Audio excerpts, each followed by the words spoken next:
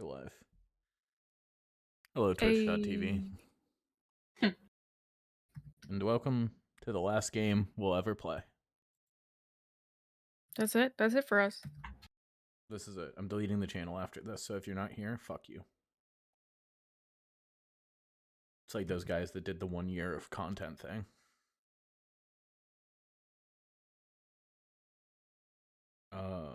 Yeah. So what's the goodbye party of Velaki? You said that, Skrios. Did I say that? Yes? 2/6/2022. Solstice celebration. Skrios' birthday. Goodbye party at Velaki. Beach episode? Question mark? All caps. Okay, The meeting of the moms. Okay, I do want to do a meeting of the moms. The goodbye party of Velaki, I don't know if it has to be a party. It's just kind of like that's where we've been hanging out and know everybody. Yeah. And I don't think it has to be a scene. It's just a thing. Yeah.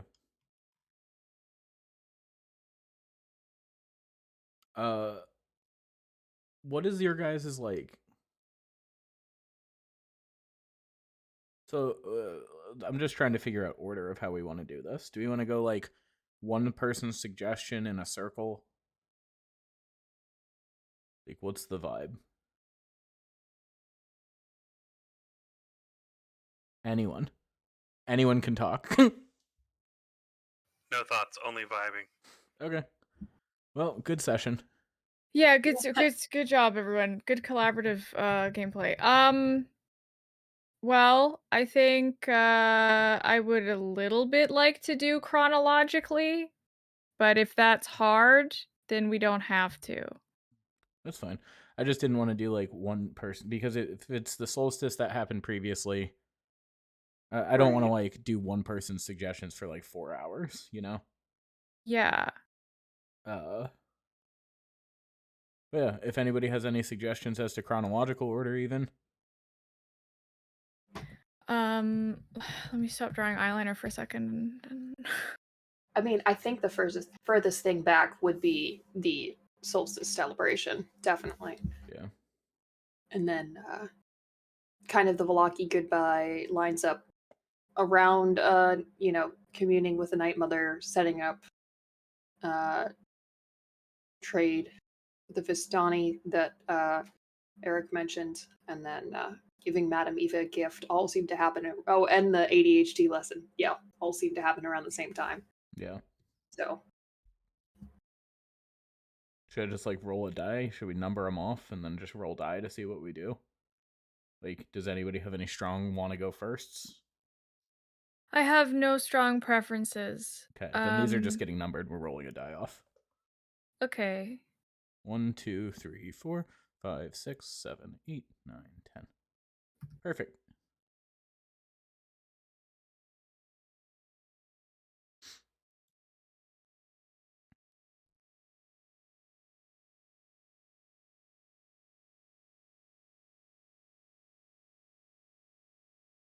I guess it would be Solstice celebration, goodbye party at Velaki. Bella wants to fashion a thing. Bella's first lesson. Anna communing with the Night Mother. Setting up access and the Lich favor. So that's 1, 2, 3, 4, 5, 6, 7. Top to bottom. 2. Goodbye party at Velaki. I think that's a good place to start because that's sort of where we left off. Yeah. How do you guys? What's your vibe? Like, what? I know you said like set up this maybe feeds into the other one. Set up access to leaving Barovia so Vistani can still trade. What's your guys' out?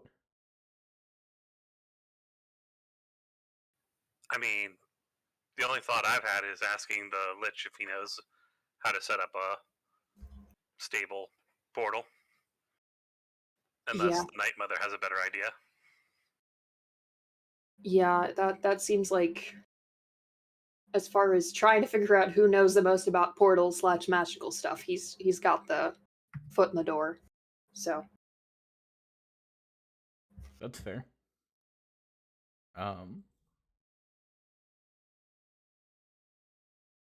Plus, Anna does owe him a favor. Yeah, I think it's funny going there and being like, "Listen, I know I owe you a favor, but do you want to Can you spot do me me a another favor? one?" Yeah. Well, it's like, I owe you a favor, but I also have a question.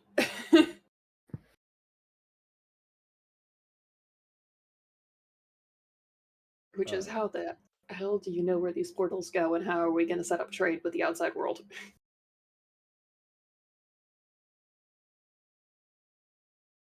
Yeah.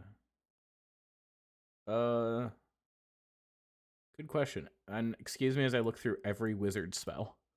Secondary note: can we find out what a train is? Absolutely. You guys are going straight to Eberron. Oh, I don't want to boy. go there. I hate steampunk. It's not steampunk, it's Magitech.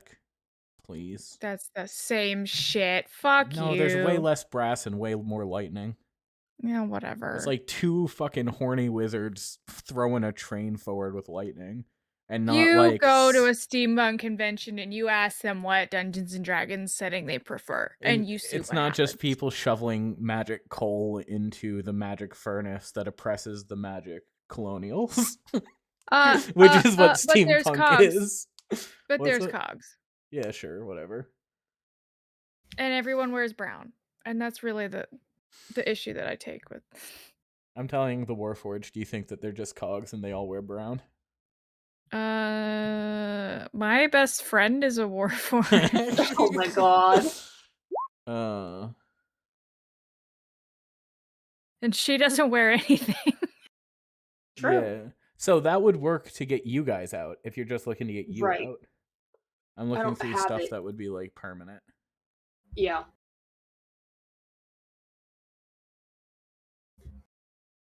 That would have to be like gate or something like that, right? What the fuck is the wizard spell Dark Star? That's sick. Mm-hmm. Skrios? Hey, wizards hate me. Reality break? That sounds.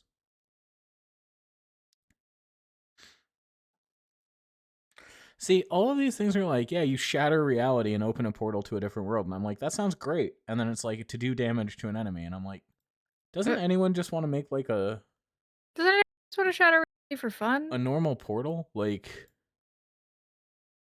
I mean, it would be the 9th level spell gate. Is all I could think.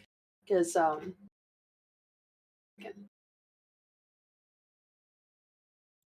it doesn't let me like blurb this shit when I click it. yeah, but it doesn't let you make like a permanent one. Yeah, you're right. It only lasts up to a minute. Yeah, I guess you could use a wish spell. Jeez. Hey, where's that random sword, by the way?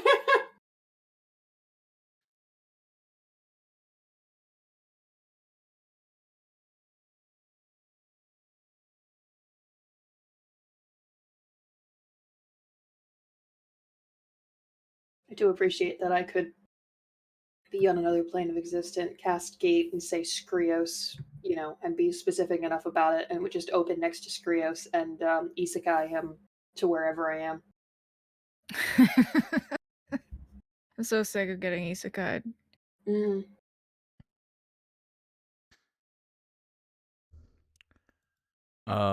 Yeah.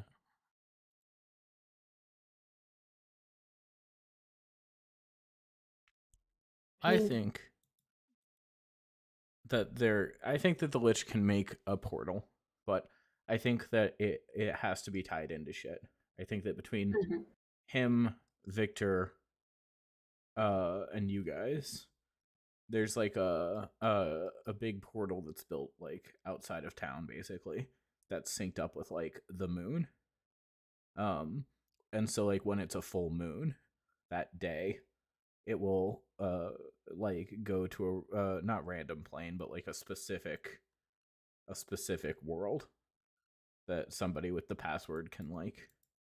I want to say that there are like cool necklaces that control it. I love a cool necklace that does stuff. Oh, we do love a cool necklace. We are all sluts for a cool necklace. I love the idea of like gold or silver like big choker kind of piece that has like a glass front insert, and that like slowly as the moon changes phases like fills up, you know? And then when it's full, you can like say a word and the portal will open back to Barovia. I think that sounds sick. What do you guys think? I love it. Yep. I do like that. I had one other thing I wanted to say as a possibility. Yeah, what's up? So it's like the full moon would take you back to Sword Coast main world and whatnot. Yeah. But it's like half moon, gibbous, crescent, new moon. Those go to different areas. I That's think how they go to the different portal, the different world. No, I think they have to explore. I think that's even the better. thing. I think that there are random portals that show up, and like they can go through those and have to explore. I think that this portal, the stable one, that one that takes you like back and forth, is like very limited in use because of the kinds of spells that portals are. Fair enough. I We mean, still have to find the portal to the train world so we can see what a train is, so we can be officially better than Strahd, though. we We can. were all, we can that find doesn't that take a eventually. ton to be better than Strahd. What were you I'm saying, going to Abby? fill out the whole checklist. I was just gonna say, yeah, with it being a stable portal that only happens once a month too, it also kind of protects Barovia in a sense from at least material plane invaders that can't, plane shift, Yeah. and makes it so that trade caravans are still a valuable commodity. And I just think it's Congratulations, fun to have like created a. artificial supply and demand. I think it's fun to have like a fucking big plane shift market day where there's like a magical Vistani caravan that's there for a day and then disappears, you know? Yes. Like that's fun. That's cool.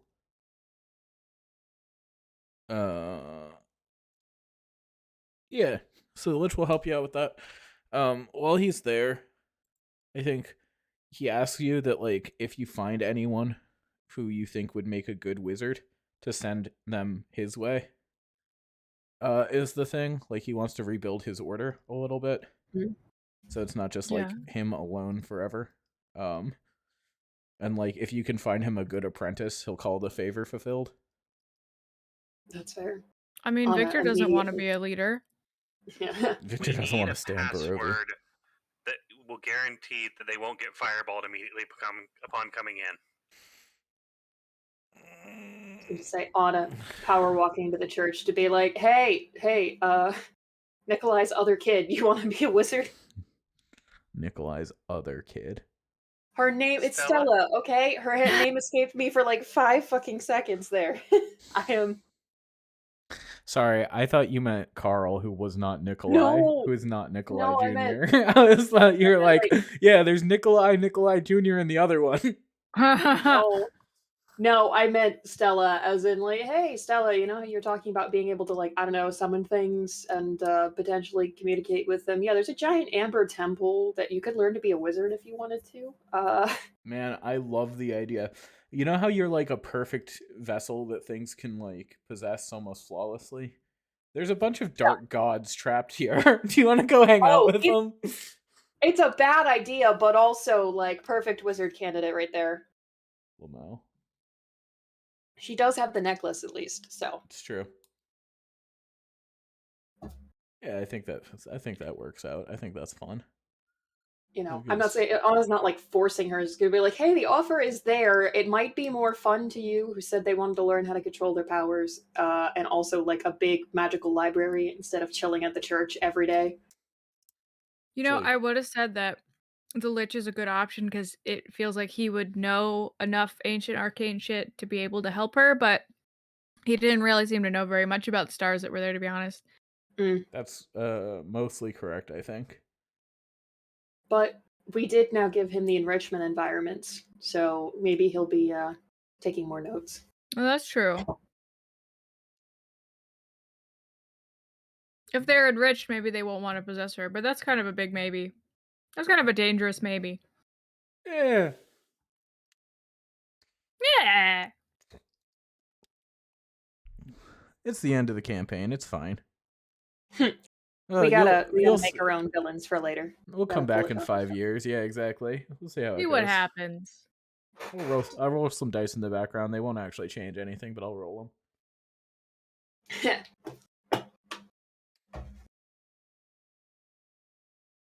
them. But yeah, goodbye party at Velaki. So I think that Nikolai, because I think it takes a while to get everything worked out with the portal. It's a lot of like remote correspondence with you guys delivering messages back and forth between Victor and the Lich, because the Lich can't leave. It's a lot of like, I think it's a lot of like Crow also taking messages. It's a lot of like just a lot of work, you know. So it's a while, and in the time that it takes to get set up to get out of here, I think that Nikolai has like ingratiated himself more and more with more of the townsfolk.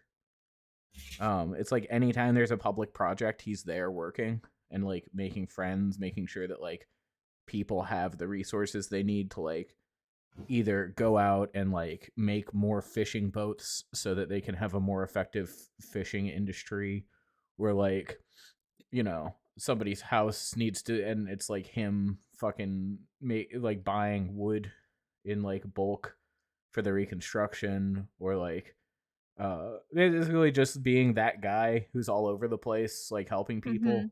And it's very much that he's seizing a whole bunch of soft power. Oh yeah, And that's our boy. it's one of those things that Victor is like not interested in holding the position, so I think it's just kind of easy for Nick to slide in. I think Victor is technically still like the burgomaster of the town, but whenever people need decisions and stuff, they go to Nick or his kids or Ernst, who is becoming more and more involved in everything, and is just kind of like, yeah, no problem, and it's like very informal, like I can get people what they need. A lot of money changing hands, that kind of thing. I think the town like massively improves. You guys see Ismark back and forth as he's like not taking lessons from Nick exactly, but like trying to, you know, make contact with Velaki and make sure there's trade going on and sending people back and forth. I think while you guys are here, you see some of the things that live in the Astral Sea like try to start creeping in and get repulsed pretty, not easily necessarily, but the Paladin Order is back to doing what it did, patrolling and ousting undead threats and that kind of thing. I think that the Order of the Feather is like really kind of getting not necessarily back into it, but like them scouting and having the information network already built helps whenever horrible things from the depths of the Astral Sea try to attack. So that's what I think is going on. I don't know what the fuck's up with Krezik. They're just there. Just don't worry about them. Yeah. They're just there doing their little thing, living their heavily authoritarian dreams. I mean, pretty much most of the Celestials fucked off, so they're just kind of there. Yeah. Right? Yeah. I mean, it seemed like a mostly celestial town anyway. So now there's just like a Five Guys in it. Single burger joint in Barovia. There's like a whole host of people who were just previously vampires going, what the fuck is going on? Like, hi, we got resurrected. We, I guess, made the deal, right? We're back to being alive now, and the Abbot's gone. I guess we'll just move to one of the other towns. I personally would be like, yeah, oh, it's somewhere else. I think that enough people stick around that it's still like a place, you know? Or at the least it becomes like a militarized outpost for guard reasons. Because having a completely empty town with access to all of your major roads seems like a bad idea. It's kind of a pretty big opening, yeah. Plus, it could, I mean, you know, I do like the concept of Portal being near Lake Zarovich, because that is kind of fun, but also just for aesthetics and background, but also it being on like the edge of Barovia would also make sense, so. I love the idea of the portal just being like in the middle of the lake. You have to go there it with has a to boat. be. Yeah, but they have to be able to get caravans to it. See, we don't have a ferry. I love the idea of like a fucking big like almost Skyrim looking motherfucking construction project that Ezek and other people have been working on, where they take like a bunch of the white stone from the abbey and like they quarry out a bunch of the shit from the quarry to the southeast, um, and just have like a huge bridge, like arched bridge that reaches like halfway across Lake Zarovich and has like a giant fucking like 3-story tall stone arch that like has the phases of the moon carved into it. It's like lined with amber and powdered moonstone and like has little shrines built into the side too. That's what I'm talking about. We take some of the. We just start disassembling Castle Strahd and stealing some of the bricks from over there for the fun of it. Yeah, absolutely. Absolutely. Anything that's in there that we can melt down for the gold is used. You know. Mm-hmm. Fucking the ghost horses are pulling like huge chunks of the castle away. Love to see it. Love to hear it. Sorry about giving those horses depression. Yeah, it's okay. They liked Strahd. They're horses, you know? I feel like horses have to like the person that owns them. I mean, unless they're like treated poorly, I guess. But I can't imagine Strahd hurting things that can't understand. It's not fun for him. Yeah, if he's not Yeah. cruel to something that can like understand the horror, then like what's the point of it, you know? Yeah. Plus, they're also already like ghost horses. He's like, they're already dead. Why the fuck would I fuck with them? Like, they're Yeah. doing they're doing their job. Like, I think out of he's a everybody here, they're doing their job. I think he's a neglectful equestrian, but Yeah, I think that honestly Rahadin was probably the one brushing them down and keeping them free of ghost ticks. But ghost ticks are a real problem. I'm gonna be haunted by the concept of ghost ticks now. Thank you for that. yeah, no problem. I'm always here to help. But yeah, I feel like as this construction takes place, you guys, you know, you can get the other stuff done, and we can cycle over to those. But yeah, what does the goodbye party look like? Like, I feel like Nick goes all out, you know? That's cute. We Like, finally get to have a barbecue that's not interrupted by Strahd. Yeah. Yeah. And- We have a barbecue, but everybody's on edge because we're like, if he comes back just to ruin the barbecue, I'm gonna be really mad. you guys say you want to do a barbecue, and Nick like builds 6 industrial sized smokers and like buys a couple cows. You know what I mean? Oh my god. So like the whole we go out hunting with Sasha. yeah, Sasha and the fucking dogs. Mm-hmm. Yep. And the moose. Yes, And me. and me. Skrios and Anna. It's the fucking pack just tears through, and you guys have a bunch of. I don't actually know if deer is good smoked, but Oh yeah. Yes, It is. It's quite good smoked actually. hell yeah. But I think Nick is the kind of person who's like, yeah, no, I'm gonna hire a full catering company, except there's no catering companies here, so it's like I'm gonna go commission Ava the blacksmith to build us a couple of meat smokers, and we're gonna like really do this motherfucker up, you know? You know, my son is a shithead, but the boy can work a grill. Is that a quote? It's a joke. Yeah, it's what is it? My son may be autistic, but the boy can work a grill. I have no idea what you're talking. King of the Hill, probably. No, it's just that's just the whole meme. It's just one of those like ironic like Gotcha. explaining a meme is never as funny as anyway. Yeah.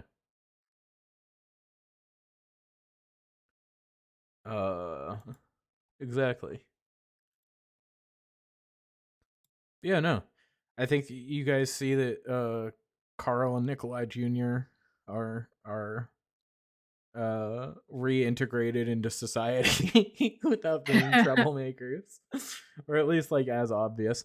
The other thing that I think that happens is like both the Church of the Morning Lord here and the so all every I think religious group here, the Church of the Morning Lord, the Cult of the Night Mother, the fucking the followers of Lady Watcher, the Cult of Asmodeus, all grow fairly significantly now that their prayers can be like answered.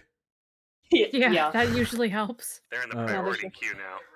Now that you're not bouncing off of a ceiling of browns, it really works pretty well. Yeah, and I think that like tensions start to rack up in the city. I think that Nikolai deftly maneuvers these people into being like, talks to his wife, and he's like, "Listen, in every other city we know about, in every other city that like the travelers know about, that we have like records of, the churches of the evil gods are like hidden and persecuted. We can just like have yours in the open if we don't do a holy war.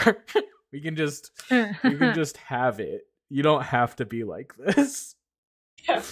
I think in a surprising turn of events, Anna's also like, listen, you guys can worship devils. It's okay. Like, we're not gonna, but it's best if we just don't cause a big stink about it. Like, I'm on Nikolai's side with this one. Yeah. Just don't go like sacrificing people like unwillingly. Yeah, I Like- think it's like a weird sleazy salesman approach to it. More than it is like, I think that there are going to be a lot of warlocks coming out of Valaki. Oh, for sure. But also a lot of clerics. A lot of werewolves. Yeah, I was about to say, and werewolves. Yeah. Mhm. But yeah, I think everything is just like chill, you know? You guys have your big barbecue, you have your fun going away, like are there any scenes we like really want to zoom in on and focus up on? Are there any NPCs you wanted to talk to? Is there any like unresolved business you feel like you have in Valaki that you want to get out before? Not personally so much, but I do want to see. I want to like feel how the town is reacting to us, knowing that we've saved everything. You guys are the big damn heroes, right? Like, the fucking were-ravens didn't trust you because they saw that you told them that you went to Castle Ravenloft. You guys killed Strahd. He's dead. Like, the curse is broken. So like they're on your side again. They're like full-throated behind you. Fucking the wine people have the gems back, so like the nice wine is flowing back. You guys And warned Skrios Sorry, what's up? Go ahead. I was gonna say, and Skrios has revitalized the crops in Yeah. like probably a lot of the areas, including the wines. I'm assuming, so that's probably going fucking amazing. Yeah, it'll probably still be a couple years before they like go back into massive like production on the champagne and stuff, the more expensive shit. But like the supply is no longer threatened. You know what I mean? I think they invite the Moon Cult. I think that like Nikolai and the Ravens, like you have fucking the old were raven man with his cane, like eating the ribs and telling people how he makes better ribs. And what's up? How many people does he bonk? You know he's bonking. You know he's out there bonking people on the head. He's got fresh new energy. Absolutely. And he's got to spend it bonking. Fucking gets into a big messy argument with his son and then like walks away, and then they have like another quieter conversation. And then by the end of the night they both look fairly inebriated and also like more okay in each other's presence. Davian, that's his name. Yeah, Davian Artica. the man. Fucking Davian the Avian. Whoa, that's probably why he's called that. I got there. Love the my idea. God, I didn't get there. Love the idea of him like sparring with the Watcher kids, the Carl and Nikolai, and just like bonk bonk. Yeah. Oh yeah, resoundingly kicking their ass, and Nikolai sitting over there like, I have wasted hours training you, and you have lost to him. I love the idea. I think I think that Carl and Nikolai are surprisingly competent fighters when they're watching each other's backs and sober. And I think that event happens very rarely. Yeah. I actually had an idea of never mind. But yeah, I think it's like a big Rakuous party, you know? Rackus? Whatever. Raucous? Sure, raucous. But like fucking huge, just like town squares empty. Like, you know how they had all that practice putting like celebrations and festivals together? Oh yeah. Yeah, I think Now they it's a can. real one. I think they can kick out a real good party real quick. Especially one that they actually want to have. It's amazing. Yeah, they're like banners. What's the? I feel like there are really big, poorly made banners of you guys. Oh my You know what I god. mean? Like you guys describe how fucking Bella took Strahd out, and there's like a terrible, like fucking. Oh, maybe not terrible. That's not being fair to like them, but certainly hastily made, like patchwork banner. You know, where they You know like what? did the Okay. big like they cut fabric into like Bella's shape and gave him like a glowing, maybe not even glowing, maybe just like yellow sword. You know what? You Sequins. say that, but I remember when back in the day when Homestuck updated, and within 2 hours there would be full, like, professional grade cosplays. That's true. Yeah, So that's never underestimate quilters on a time crunch. Well, no. I think it's one of those pieces. It doesn't look so good up close, but when you back away, all the different pieces they use to make this just really captures Bella's mishmash of different colors that he can throw into an outfit and still make it look like he intended to do that. Absolutely. Yeah. I feel like the part that they spent definitely the most time on is Bella, because I think for Anna you can get away with like it is a white cutout of a person, and for Skrios they're like blue blinding starlight with some glowy bits, perfect. And then Bella they're like, shit, we got to get all those colors in there. Fuck. Well, no. God damn it! How many materials is this going to cost? But yeah, like already you have. I also think that like Rictavio is there, and he's kind of like he doesn't know what to do with himself, so he's just like nursing a thing of wine and waiting till the portal opens up to leave. oh man, I'm standing right there next to him. I was about to say, how big is the tapestry? Oh, like wall sized, right? Okay, then Skrios is on the opposite end of wherever that is. If it was small, I was gonna have him stand right in front of it so that people couldn't see it, and it was just like, "Oh, hi, I'm just happen to be here." But if it's too big, he's gonna just be like, "That's very nice. Yeah, Excellent craftsmanship. I'll like be over here." up on the back of a stage, like it's the backdrop of a play. You know what I mean? Oh my Yeah, god, they have a play. there's a play. Yeah, Oh my right? god, no.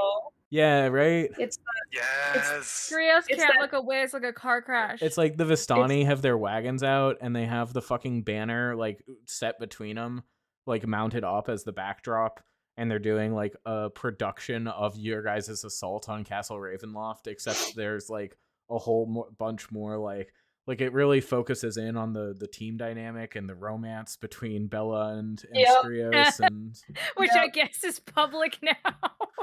Oh, no. Unbeknownst to the rest of you guys, Anna did bribe Crow to make sure that it made it in the play as a joke. When Anna found out this was happening and couldn't stop it, was like, well, at least make it as bad as possible. Let's If go. they kiss on stage, Skrios is gonna tense up because they have not kissed yet. Yep. absolutely incredible. Oh, no. I think that Luvash plays Strahd. But he's like doing the full. You know how you guys basically just stormed in there and killed him. He's doing Yeah. the Yeah. whole like. There's a bunch of like scenes where like you guys narrowly escape from the jaws of defeat, and like Strahd is mocking you. So like Mhm. Luvash is like climbs up on top of the wagons to give you monologues while you're like fighting through like extras Like- that are dressed like zombies and stuff. Yeah, like, and the like trapped hallways and yeah. mhm. That's actually wonderful. Anna is laughing at all of this because I think that's really all you could do besides break down in a corner and be like, "Why are we?" Like Yeah, Anna has had enough. That's what Skrios is doing is the other reaction, which is like, that's so inaccurate and Bella's just Like- losing his shit cheering.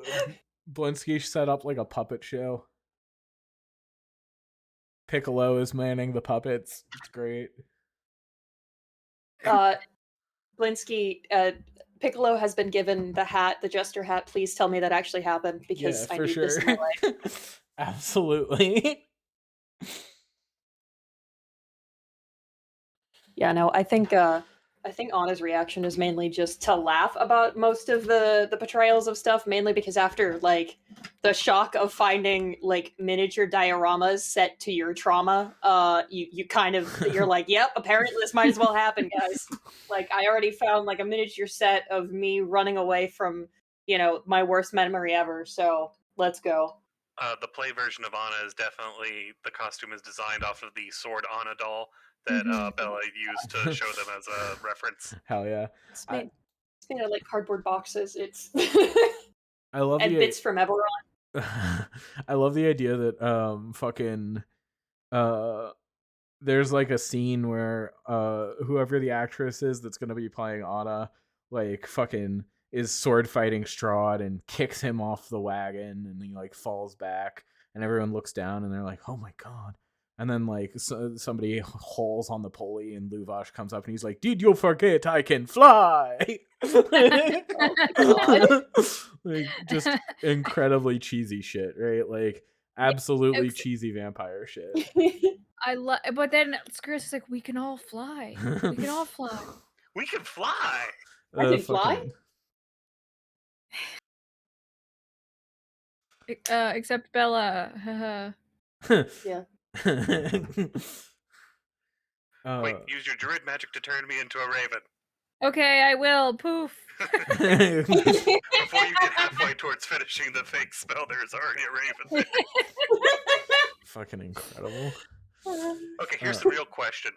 Yeah. It might not be a big deal, but how long before Bella's very openly discovered that, yeah, that's a were-raven? That's not. I think that they would try and get you not to. Okay, that's in the ADHD lessons then. Yeah. Because even though it's not like it's like a kind of an open secret, but it's still like we've operated this way to protect our people. You know what I mean? Fair, that's fair.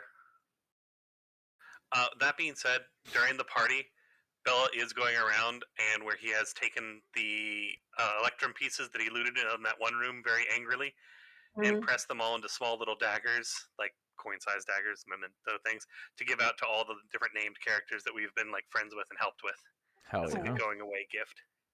It was cute. But yeah, I think it's big, it's crazy. It's like a 4-day long thing, right? Like We gotta wait for the moon to be in the right spot. Yeah. Yeah. Yeah, I also think that Anna's probably not going to go to the cave and commune with the Night Mother that way. I think that the communing that she did, she's happy about, but she will definitely, talk with the what was her name? The Yeah, I have no idea. I'm sorry. It starts with a But- Z. yeah, Zulika, is that right? yeah, Might not be Zulika. right. Sounds right. yeah. Just have like a nice chat with Zulika. Not one that we need to go over, but just visit again before leaving. Yeah. But I don't think that I think the solution Anna found worked well enough for someone who doesn't want to risk dissolving when touching the statue. Yeah, I think if you want to do the communion thing, we can absolutely do that. I think that. What's up? I think she got her questions answered. It's not really her god, so it's not like she's like there's a respect there, but it's not like she is on a pilgrimage for this one god. Yeah, for sure.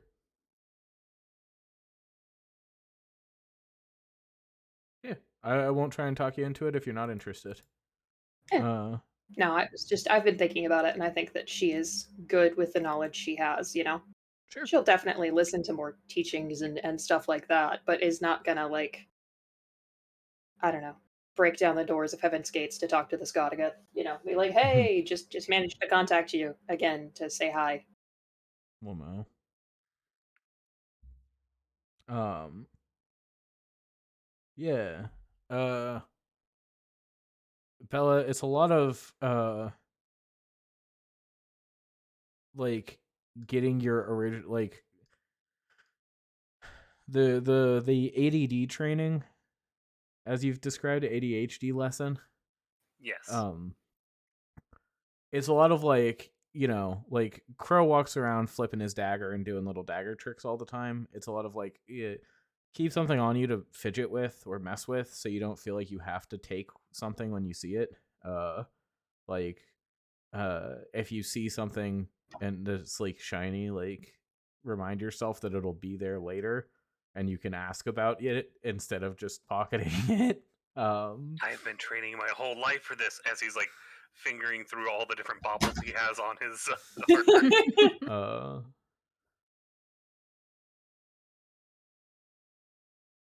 Yeah, I think During it's one of just the like more like history lesson side, I do bring out the holy symbol of Ravenkind and ask if this is uh anything.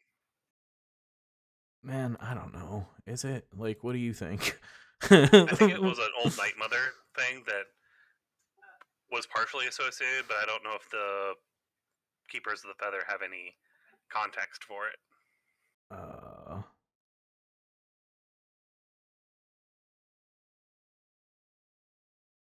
Man, I have no idea.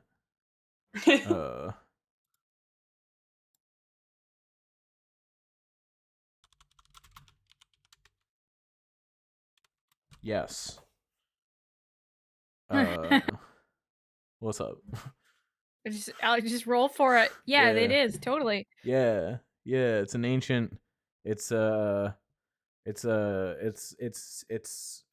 of a temple that people before Strahd's purge of the Night Mother worshippers.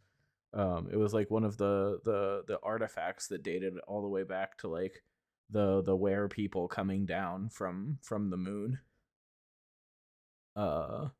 Which is a great sentence that I love to say. That's really well done. I am so impressed that people coming down from the moon is real history. Yeah. Moon people. Yeah. Everyone here loves to be from the moon.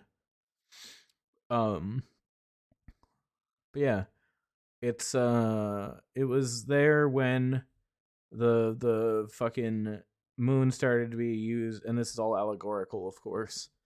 But the moon started to be used to pass messages between the Night Mother and the sun, the Morning Lord. And it like absorbed essence from them and absorbed essence from the stars and transformed into a holy symbol, an unvarnished, unblemished relic of the ancient past. They ask for it back. Bell will definitely give it back. It's something to be associated with their religion. He will need to find another holy symbol, though. Yeah, you can get a holy symbol made. You can You make know That's how good, many because I are already at the took one front from the door? front door and I pulled out. Would you say, Anna? I was saying, you know how many are at the front door, but you already got there. That's really funny.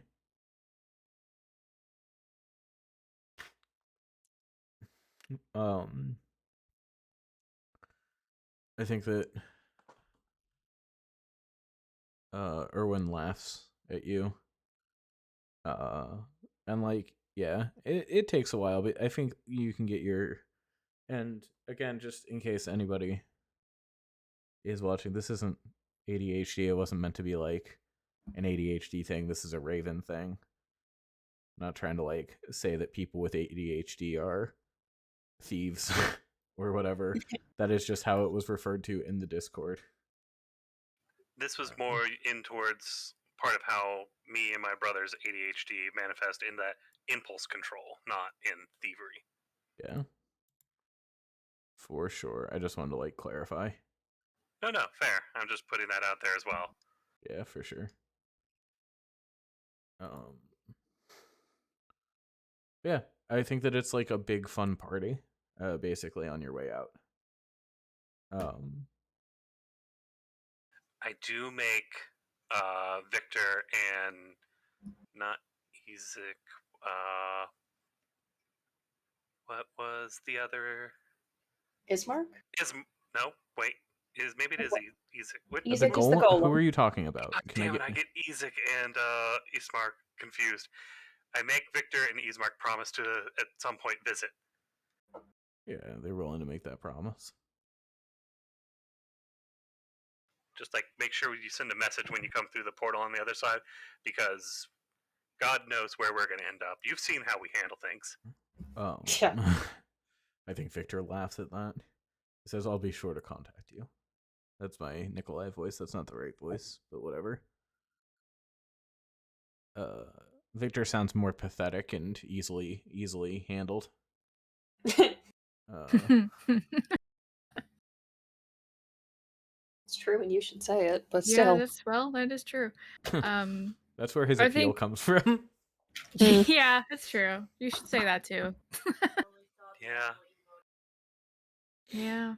I think that Skrios makes himself, if this is 4 days long, he makes himself pretty scarce for days 2 and 3. I think that having been to parties at the Druid Circle, he knows a little bit about like knowing when people will expect him to be there and when they won't. So he kind of shows up for the beginning because it's like, yeah, we're saying goodbye to everybody. It's our thing. And he would like to say a private, like, I am now moving on and it was lovely to have met you kind of thing right before he actually goes. But then he's like, I got so many books I want to read from this. Yeah. And I also now need to start writing one. So writing 20, like, so he's constantly trying to find ways to kind of slip off to the side. I love the idea that Skrios is off to the side and he's like, "Where is Bella?" And then looks over and Bella's being tossed up into the air by like 6 people. That is a joke, but that has sincerely happened to me as the person being tossed into the air.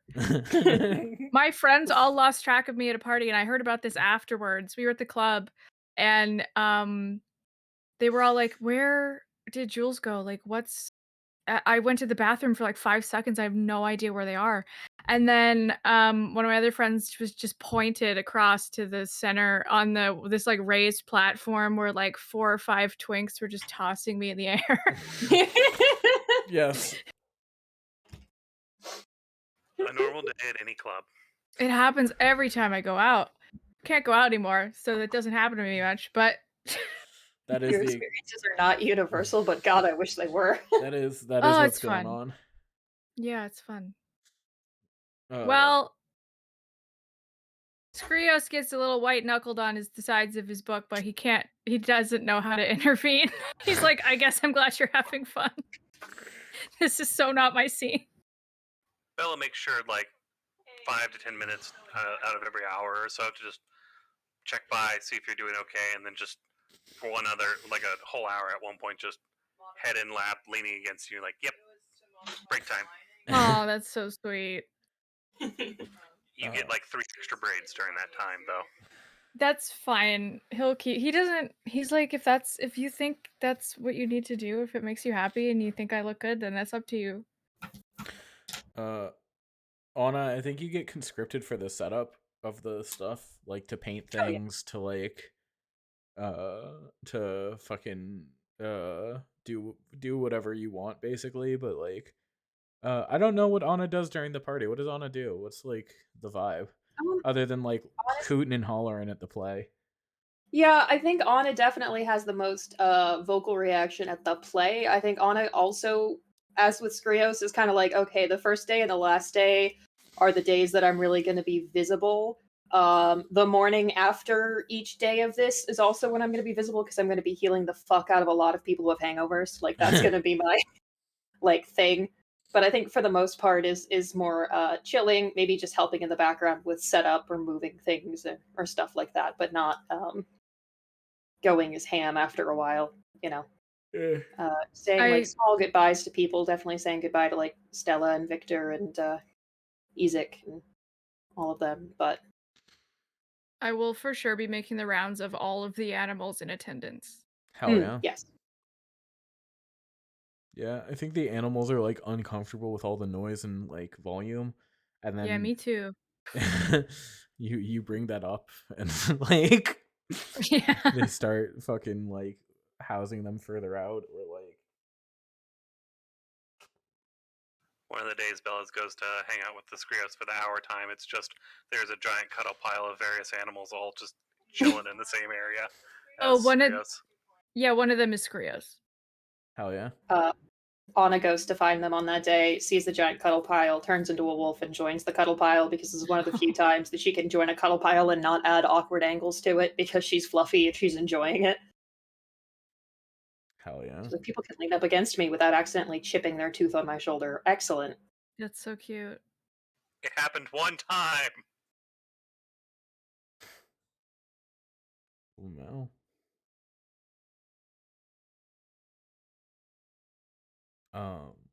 Yeah.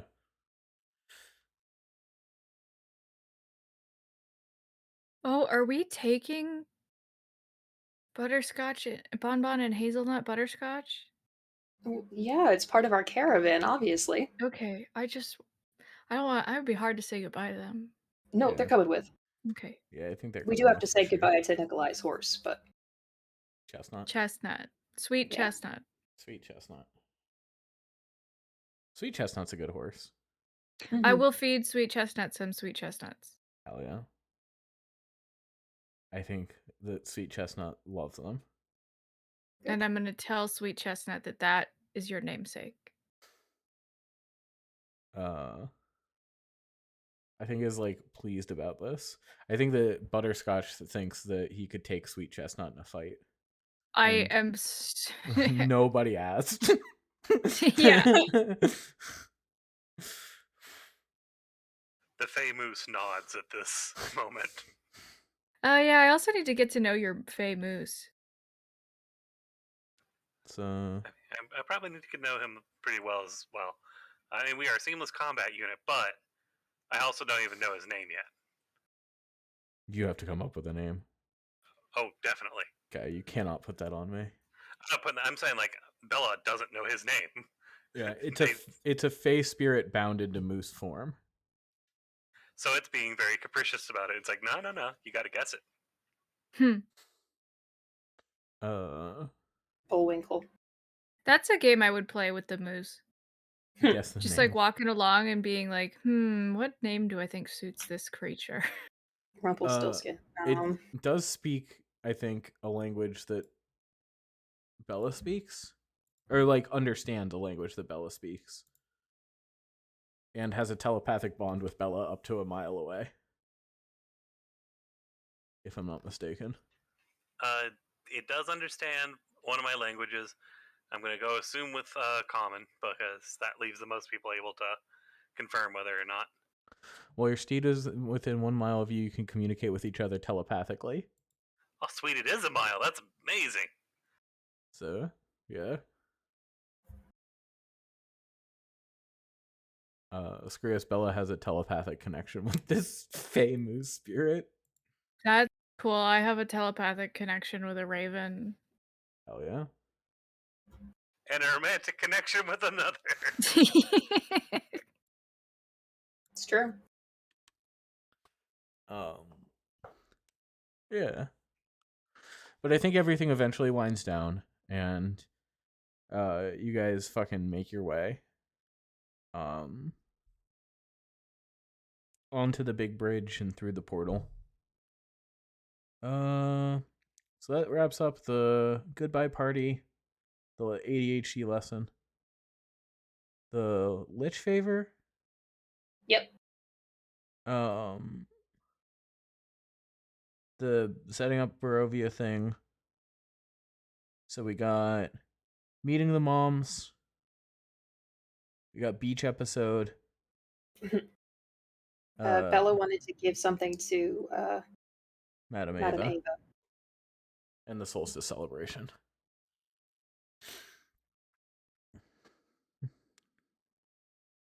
Well, I think meeting the mom should be the last thing we do, personally. Me too. Yeah. Because I can see us, one, getting carried away with it, which is going to be amazing, and two, I think it's the most quote unquote recent of the events, as in like that would be the latest thing that we would be doing, you know?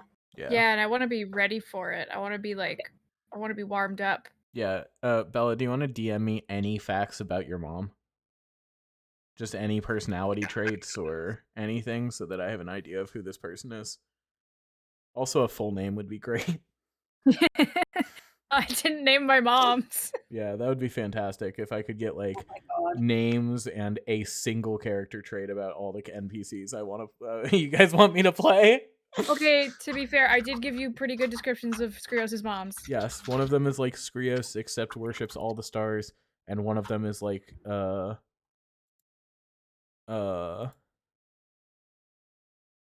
wait, is that right? That's right. Yeah, one of them's Yep. very serious and Skrios-like, but is a generalist, and the other one is like very chill and more hippie, open-minded kind of, but is worships specifically the lovers. Yeah. FantasyNameGenerator.com. So Once again, Mitch, I am happy to be the the hippie mom. Should you want to not Yeah. have to have conversations with yourself the entire absolutely, that'd be great. time. And then fashion a small bit of Skrios infused amber. Are you like cutting it off of Skrios the boyfriend? No, like the little shards of amber that when we blew up the vampire star amber thing. Okay. Gotcha. Because I feel like to Bella, that's like the look. We've proved ourselves. We're not just dicking around in this town trying to help everyone. We're actual factual heroes living up to this prophecy, this legacy, this destiny. I love the concept of you guys riding out to Madame Ava's camp, and just her tent isn't there. You know what I mean? And you guys spend like a day looking for her, and you can't find her. And then you guys are settling down to sleep, and she like pokes Bella in the head. Yes, like he bolts up, Hmm. sits up, but doesn't say anything, and will like just hold that out, and with a quiet thank you, I brought your words to truth. I think she'll take it from you and cackle. And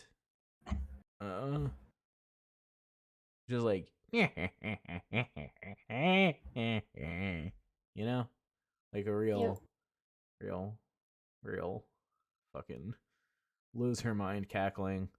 I feel like she has to have some like big dramatic flash and then she's gone, you know? So I love the idea of like a big flash of like, I think I described her as having like green fire or something like that like poured out a bunch of like extremely pungent smoke. She's got that Disney villain fire, yeah. Yeah, exactly.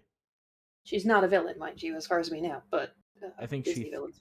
she thanks you, Bella, and you guys sit and you have a conversation.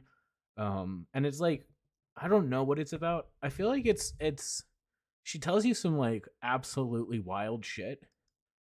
And then like the next morning, like 90% of it you've forgotten, you know? And it's like, did I dream meeting Madame Ava? And then it's like, no, she took the marble, right? And you go to look for the marble and the marble's gone. But I feel like the whole meeting has like an extremely dreamlike vibe to it. I love it. Bella like takes that as a sign. It's all part of the destiny. It was an important. The storyteller can't be a part of the story. That kind of deal. Yeah. And Madame Ava was the storyteller in this from his perspective.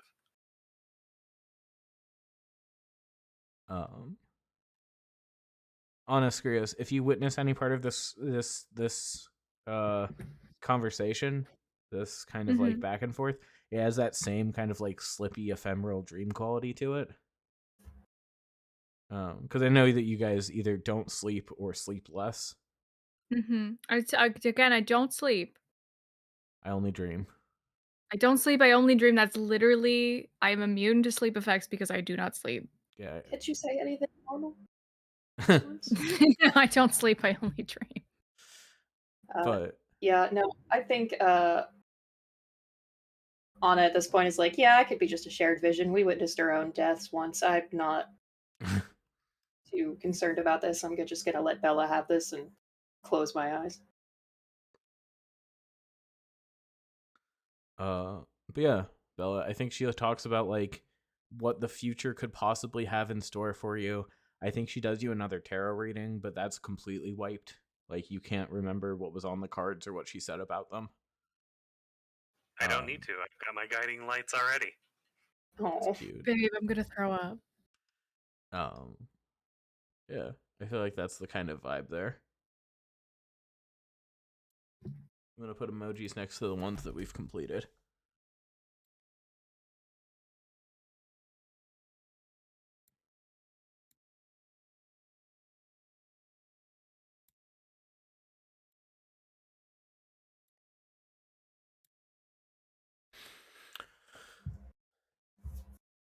So I feel like Solstice Celebration and then Beach episode and the meeting of the moms is kind of tied together in my head. Unless you guys wanted to have a beach episode that wasn't with the druid circle. No, I'm good with either. I didn't imagine it being with the druids, but I'm happy if it is. Well, because I was saying like the way that we could do it is the big druid migration. You know what I mean?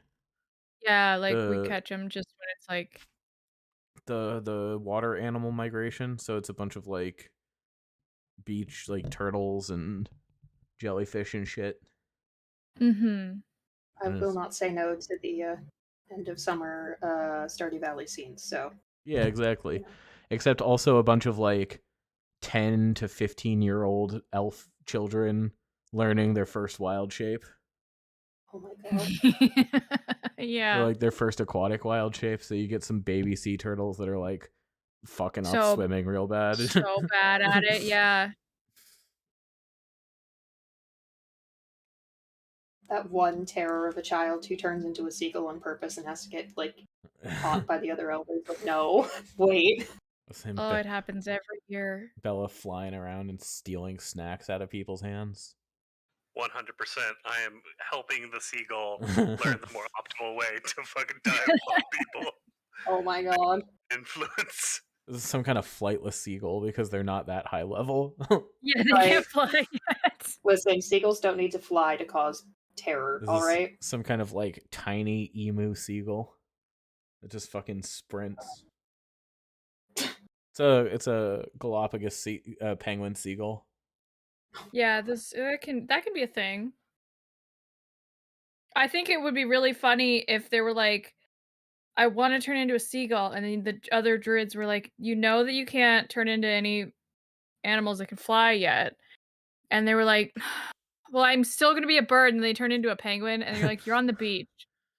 What do we have to have another talk about the environmental appropriateness of certain forms and in how it's important to be able to integrate with your environment? Fucking sprints into the water and Yeah, starts the going. penguin's already off. To One of the other race. druids is like, technically we did teach them that penguins do sometimes go to the beach, so like we can be more specific next time. And they're like, shut up, Brenda.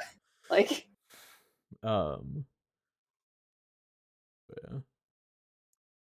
The solstice celebration. This would be on what, the trip to the Amber Temple for the first time, or Yeah, I thought because I mean, I think so because at that time in the real world it was the winter solstice, so I was thinking about it. yeah.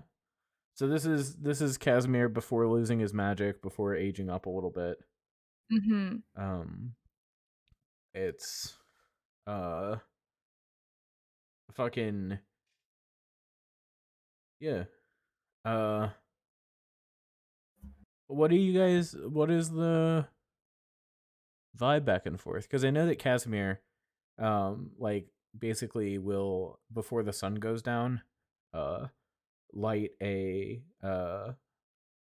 candle or something else that has like a little, maybe like no, I feel like a candle, inside a little like covered windproof candle holder thing. Mm-hmm. And we'll tell you that like their tradition is like you get a source of light and you keep it lit throughout the longest night, to kind of keep the dark away. That's really funny because Skrios is like, that's almost the exact opposite of our tradition. Ours is focused very much around embracing and suffering the darkness before the creation of the stars, so that you might better appreciate them when the light of morning comes to represent them. Um, so I'm wondering what kind of compromise we can make here because I would like. Is there a place where we can hold the main speech where the light is either not visible or the light is smaller? I love the idea of him using like a shielded lantern. Then, like once you bring this up, so that like it's or one of those pinhole lanterns, and turning it towards himself, Oh, I like that. so he can still see it, but from every other angle, it's still like dark, and you can do your contemplations. I think that's appropriate too because the sort of obviously it's esoteric and not specific because it's an ancient elvish poem that takes an entire night to say. But I think that there are interpretations that include the idea that the apathy of the endless night before the stars was like a veil that was pierced, that the stars existed behind it. So I think that's still kind of poetic to have a light that isn't seen. Hell yeah. Um, I think that Casimir will tell you that a lot of it is like because they live here in Barovia where the nights are deadly, especially to them. Mhm. Uh, that like denying it and like keeping the flame alive and trusting in each other in the circle of light to protect them is kind of the inspiration for a lot of their celebration. I think that's beautiful, and Skrius will remember that. Um, Anna, I would like to ask if you are willing to help participate, because you have a spell that makes little lights. Yes. So this is what I was thinking for what the how the evening goes, how the solstice is supposed to go, is that from starts at sundown, and usually an archdruid, but in this case it's going to be Skrios, will be kind of reciting this very long and probably really boring to listen to poem, um, describing like the night that existed before the stars and how the stars eventually came to pierce the veil and insist their will upon the world through them their forms in the night sky. Um, and everything is like all the lanterns are dimmed, like everything is dark. And then a few hours before dawn, everybody's like gathered in a circle and starlight lanterns are sort of lit around them, kind of one by one, maybe one every hour or one every half hour or something to mark the time. Um, so if Anna would like to help with creating at least one light before dawn to try to facilitate that section of it, Skrios would invite you to do so. Yeah. And then at dawn, they light a big bonfire, have a big farty, fuck. Have a Get his big ass. party. Don't get my ass. Um, and then one of the archers, I don't have the spell yet, which is a bummer, but they have a big feast and it's a big party. Um, a party's a party. They have a big bonfire. They celebrate the light of the stars, etc. So, um, however you guys want to factor into that, Skrios is going to be reciting a poem all night and probably won't be too offended, Bella, if you fall asleep. Bella is when he does fall asleep, it's not the normal like plopped out. It's like he's still sitting. He's still like focused. He's just hunched slightly forward because he's It's the trying so closest. hard to focus. It's the closest he's ever gotten to meditating. Well,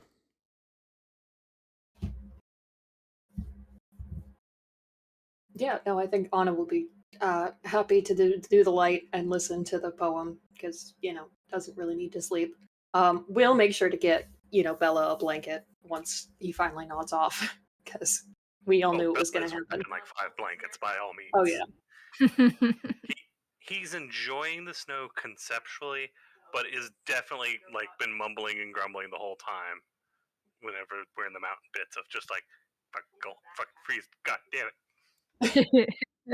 I do think Anna also makes sure to bring Skrio some sort of cloak or something without interrupting the poem because she knows once he gets going, he's not going to stop. And it's going to be like, okay, but I don't want you to freeze to fucking death out here. So we're going to make sure you're also warm while doing this without interrupting your Yeah, Skruos appreciates it, but it just kind of, like, gives you the bro nod that's like, I have to keep saying this very long poem, though.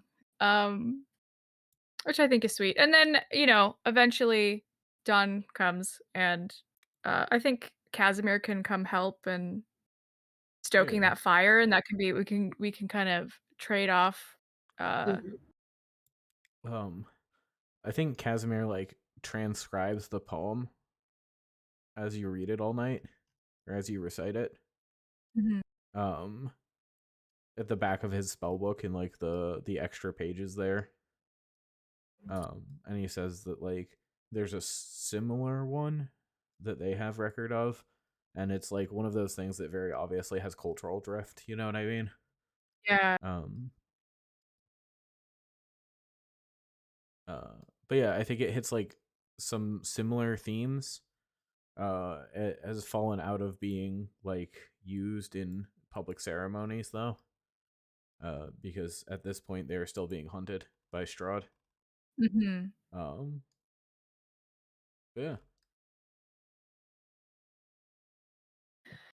Hell yeah, also it's my birthday. yeah. This I gets think mentioned probably at the end of the poem, and Anna's like, "You didn't say anything sooner."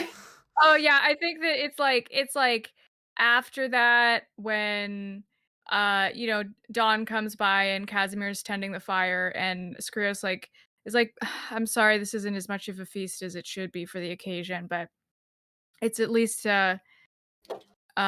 something,"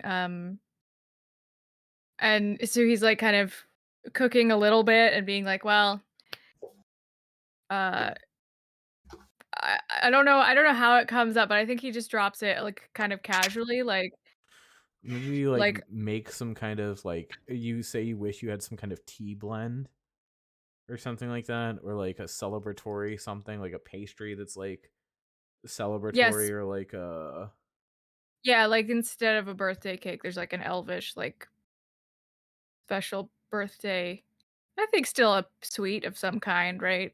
yeah, like a fruit tart. Like, these, candied berry treat or whatever. And Casimir like perks up and mentions to everyone, he's like, "You never said it was your birthday."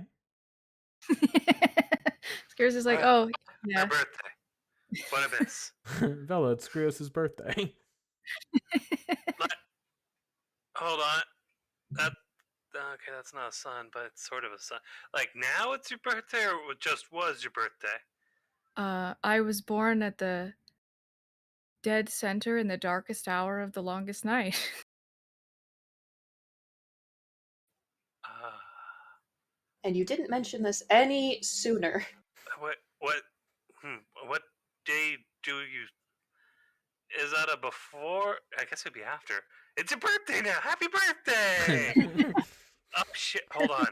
I got a gift, and we'll like go through his bag and like half dumps himself into the snow, trying to hide what he's doing. Oh my god, Screws is already like, that's not really necessary. It usually is sort of, just worked into the general solstice celebration. I don't get a lot of attention for it. Casimir like Well, this shoves is you off of cooking so he can take over, and he's like, "It's your birthday." Screws is a little more I think that his moms will do that. It's like, "Screws, stop working and at least just fucking, like, enjoy yourself for 20 minutes." Now Screws doesn't have something to do with his hands, he doesn't know what to do. I think just for a blending of the two things, it would be cool if we used the lantern that made it through the entire night to light the bonfire. Just Oh, saying. yeah. For sure. Yeah. But Anna's gonna be like, well, let's go get firewood. How about that? So that you're not just standing here. Yeah, let's do that. Casimir starts like pulling stuff out of his backpack, like frying up some extra travel rations and things like that. Like Nobody said we had a sweet birthday boy. nobody said if I'd known it was your birthday, I would have. I don't have any time to prepare. What am I gonna make? Hold on.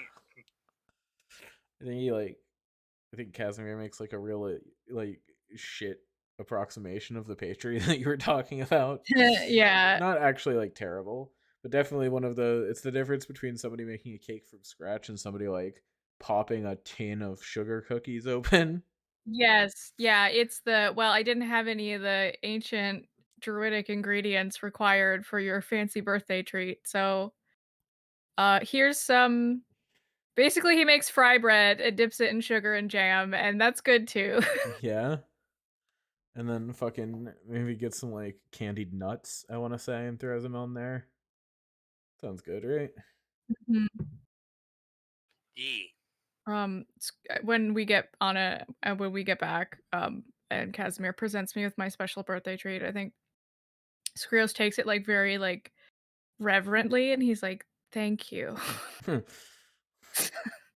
He's taking it very seriously. That's cute. I think Casimir gives you like a little like bow flourish, like prestidigitates it so it tastes right. Yeah. Because he's a wizard. He's a Of wizard course. and he can do that. I think Skrios takes a bite and he's expecting it to be, like, just kind of, like, pretty good, and then it tastes exactly like how he remembers as a child, and he's like, "Mom, mm." Like Like like, he lifts it, like, as a toast, like, "Mm, mm." Casimir's like I mostly focused on getting the texture right, and then he like waves his hands, and little sparks come out. That's very impressive. It's not exactly a traditional method, but I respect it. More They'll be wizard alright. chefs. More wizard chefs. Amen. Wait, no, that's how you get Taco Adventure Zone. I mean, okay. Oh, well, that was pretty fun. Yeah. But yeah, I don't know if Anna has really anything to give for the birthdays. Like shit, I did not have time to make a present, so instead just helps Bella hide what he's doing from Skrios as long as it takes. Yeah, that's Skrios is not expecting presents. Like, I think the extent of his birthdays at the Druid Circle were, like, his moms make him a special birthday boy pastry, and that's pretty much it. I think the present doesn't come around until the end game after we've beaten Strahd, where Bella has snuck away a small little shard of the Skrios amber and gotten the blacksmith to help fashion it onto like a platinum piece that they hollowed out and made like a little ring. Oh. Bella. Um, I am going to make the gayest character here, and that is a challenge. I will take you up on that challenge. I think Skrios will, you present it to him, and Skrios, like, kind of stops for a second, and then you see maybe a loading wheel, and he's like, "This is incredible. I do know, like, a handful of things about humans and their romantic rituals. Not a lot. Can you be specific about what is this for?" Well, I missed your birthday, and I thought this is something that like it really captures like not necessarily your purpose, but like your guidance and everything about it. And I just wanted to make sure you knew it matters to us. I could not have asked for a sweeter gift, Bella. And I will put it on, Please I don't guess, lick my it. I'm pretty sure the bread was sweeter, would Hmm. be sweeter. But I'm pretty sure licking the amber is still a bad thing. I don't remember what happened, but it was also the forgetting amber that we did that to. Lick I the think amber. I think Skrios laughs with, like, such a depth of fondness, and he goes, I won't lick it unless I absolutely have to." And then he'll put it on, like, his index finger, I think. Hell yeah.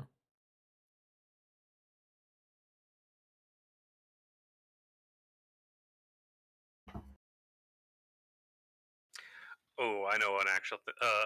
Underneath the actual shard is one of the shinier scales that he's gotten that Bella's now gotten. Oh. That's so cute. Skrios is gonna look at this thing nonstop. Like, this is a new meditative focus for him. I would If he like to ever he's ever spacing out, he's just gonna, like, stare into it and let the light refract off of it and be like, "Oh, wow. Oh, wow." Not that Anna's fully piggybacking on this, but she definitely donated some moonstone toward it. Like, here you go. I have enough of this. Take it. Yeah, exactly. Like Bella didn't say it was from him. He was probably even implying it was from both of us, but that's just how Bella is. Yeah, this is Skrios is deeply moved by this token of his companions. That he has this connection that incorporates like their understanding of him and also his connection to the world through you guys. Yeah. I'm not sure if he's able to express this to you. I think he says thanks. I think he says he's like staring, he won't take his eyes off of it, and he's like, "Thank you for the birthday gift." See, that was like the very excited voice he gets. Is it okay if we take a quick bio break? Yeah, Yeah. no problem. I think it's probably dinner for me soon. I haven't gotten a text, but I feel like it's time. That's fair. I'll be back in a couple minutes. I just have to step to the Okay. restroom. Yeah, I'll take a break as well just to check if there's food and maybe take a bio break myself. Reasonable.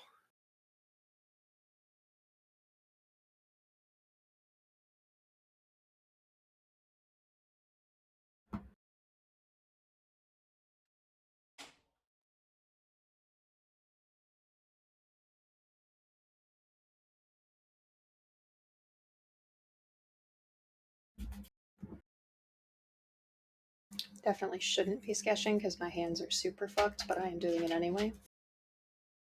Because we have invoked adorable idiots as a clause. By the way, I'm at 1,500 words at the thing on the thing I'm writing. By the way, it worked out. It is in progress. I really have won this campaign because I've got two different people completely in love with my definitive himbo. You really have. You're like, yes, good. I have created a character that people draw and write about. He was just supposed to be someone I don't have to, contort my brain into a thought. He just grew. His heart grew. It just kept growing. It was already like 4 sizes too big, and it just kept going. Oh, because everybody is gone. I don't think, but I don't. Percy says hi. It fills me with joy. Thank you, Percy.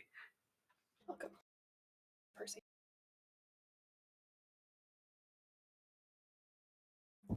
God, I love the idea of this caravan going through, and half the time Bella's at the lead, driving the cart, and the other half the time he's on the Fey Moose. Yep. And then, like, another half of the time, Anna is driving the cart, and both Skrios and Bella are on the Famous. Definitely. Or, like, Bella and Skrios are, like, on each side of the antler in, like, bird forms or something as the moose walks beside. Oh my god. And I was gonna be like, you guys can speed up if you want to have date night, and you guys are both talking at each other in Crow because, or in Raven, whatever, because, you can actually communicate with each other. It's like you could move a little faster, you don't have to keep exactly in pace. I got in trouble the last time I ran away from a caravan. Yes, that was because you jumped into Barovia. Didn't know it was Barovia.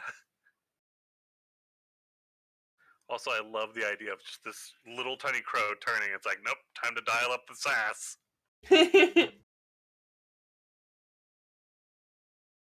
Crow form Bella is like 50% more sassy.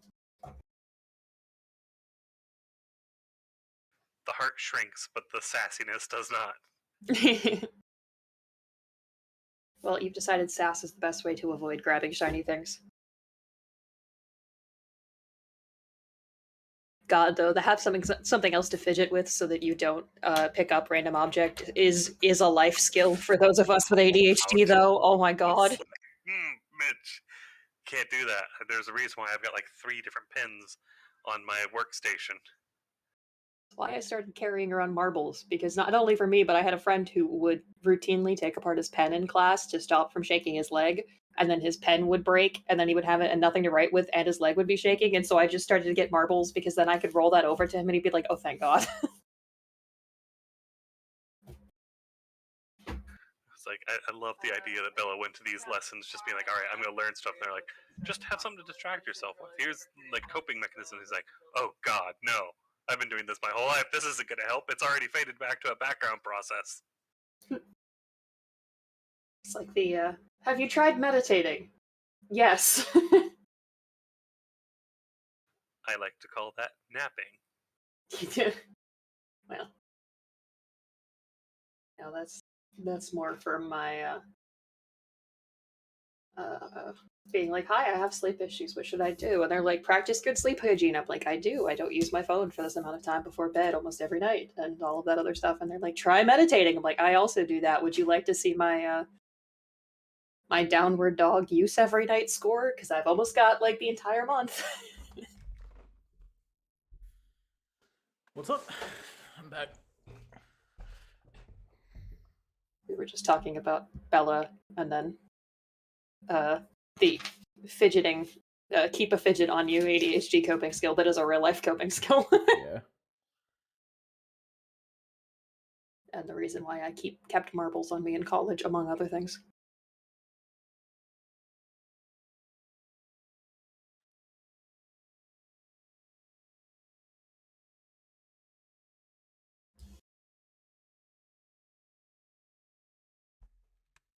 All right, bathroom's open. I'm gonna make a quick run.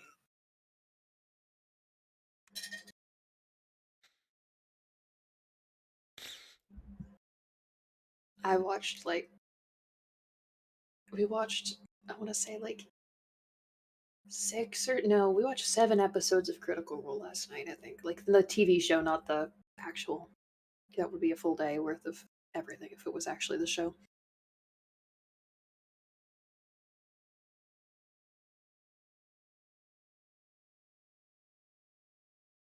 Nice. Yeah, it was nice to be caught up.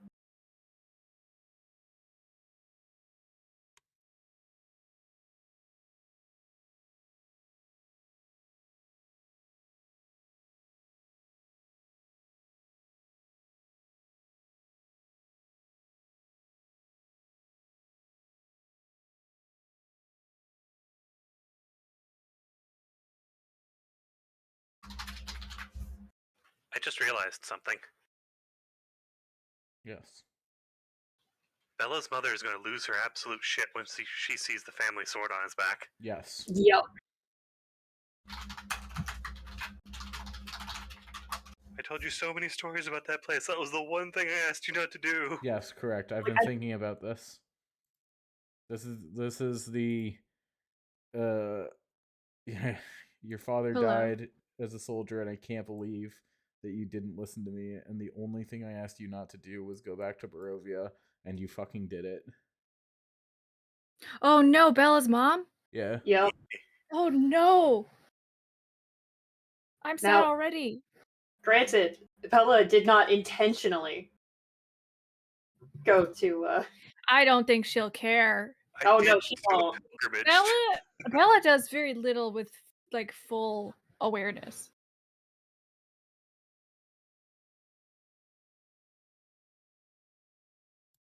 There's a reason why when he had the impulse control training, he's like, oh no, this is already stuff I was supposed to learn. This is going to fade into the background already.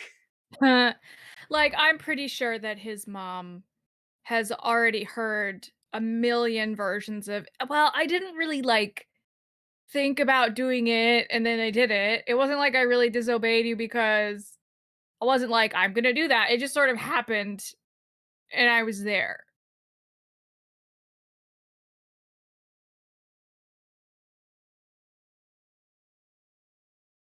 Grabs by the ear.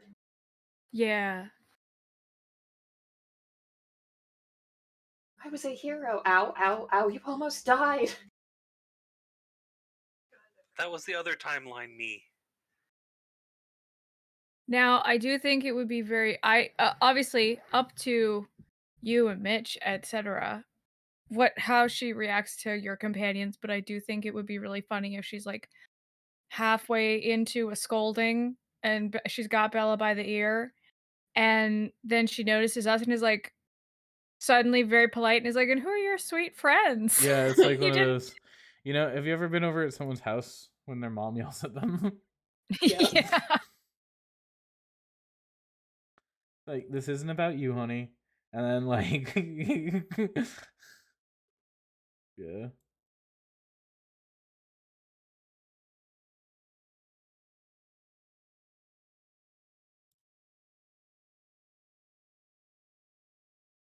I love the little moon platform. Mhm. Thank you. Oh, that's not what I wanted. Tragically, there was no food in the house, but there will be food in probably 20 minutes.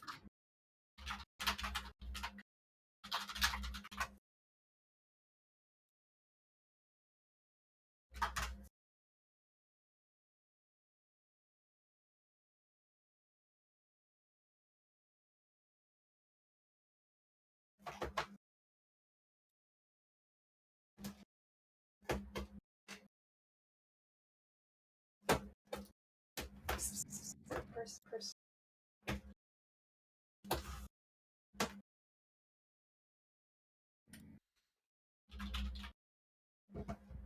It's completely and utterly unrelated, but someone is selling a fainting couch on the Facebook Marketplace, and God, I'm so tempted.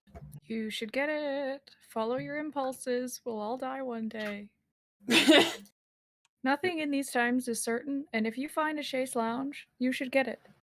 Okay, I'm trying to figure out how long of a How long of a drive it is? hour and a half.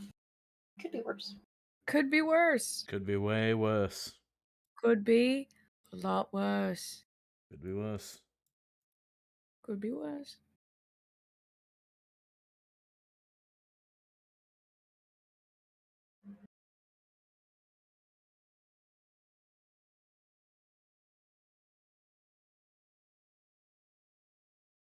This isn't related to anything, but I had to go on a little business trip at work the other day.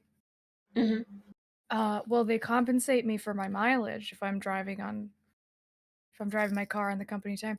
And so you have to say like which of the nearby cities you went to for your errand or whatever. And I think that the amount of money that they give you for your gas is maybe calibrated for a much larger and beefier and gas inefficient car because they just paid my gas bill for like a month and a half.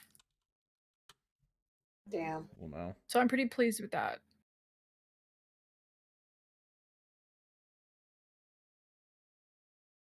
Very nice.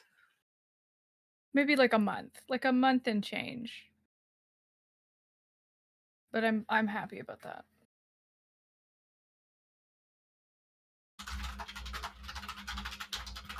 I don't drive a lot though, but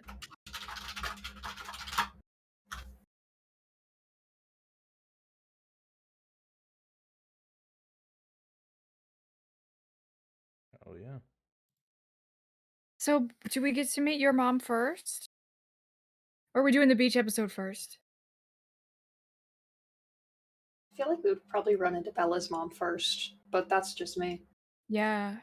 She could come to the Druid Circle if she wants, if she's still out traveling.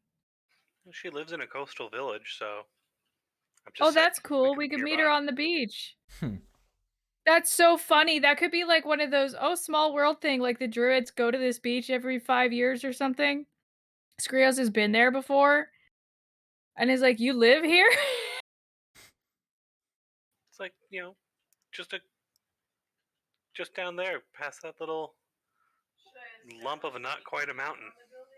Yeah, I used to turn into a sea turtle down there. I love to be a jellyfish. I was about to ask if you'd ever been a jellyfish, but I know the answer is no. Physically, no. Mentally, yes. Hmm. Mentally, being a jellyfish is incredible. Just a digestive system and a brainstem, and it's the same thing. Things are simpler as a jellyfish. I suddenly thought I understood more about a jellyfish than I actually do.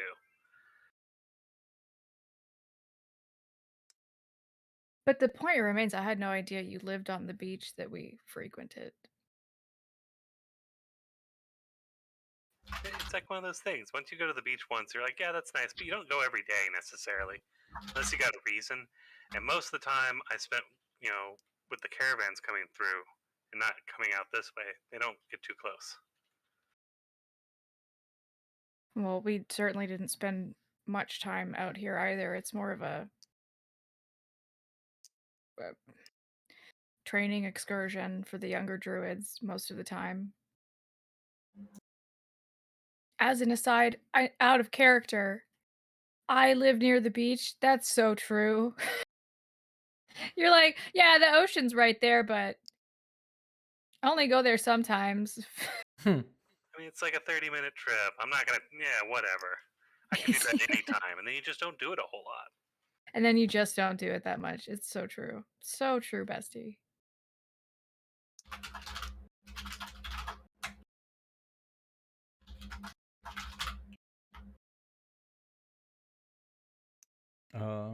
Yeah.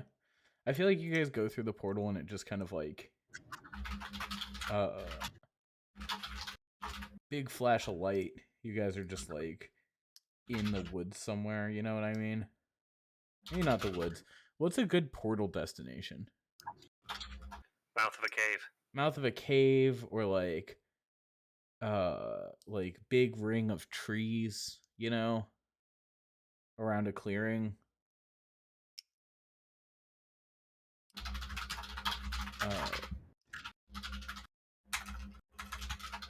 Yeah, me too, Abby. Sorry. No apologies, only excited typing.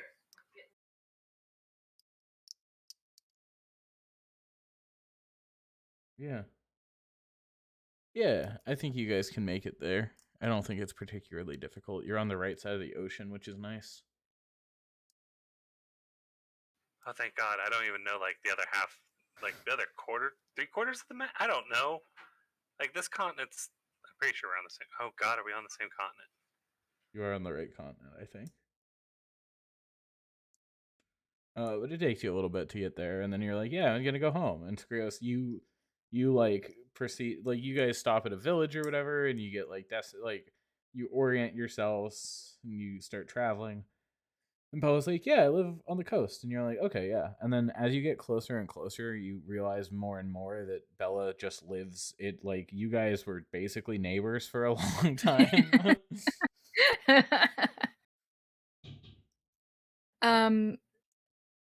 It's daytime. I haven't seen the stars up here yet. I want to check my star charts again because they changed when I entered Barovia. It did change when you entered Barovia. I think they're back to normal now that you've Okay. left. I think they changed back to normal as soon as the weird curse around Barovia was broken. Gotcha. So, like, have you checked them all during that party or anything like that? Yeah, I would have. Yeah. They were back to how they should be. Okay, sick. Well, in that case, I know exactly where we are, and I'm like, oh yeah, we're, 4 miles west of the coastal village that my druid would circle would sometimes. I don't want to say visit because that sounds like a holiday. Practice in.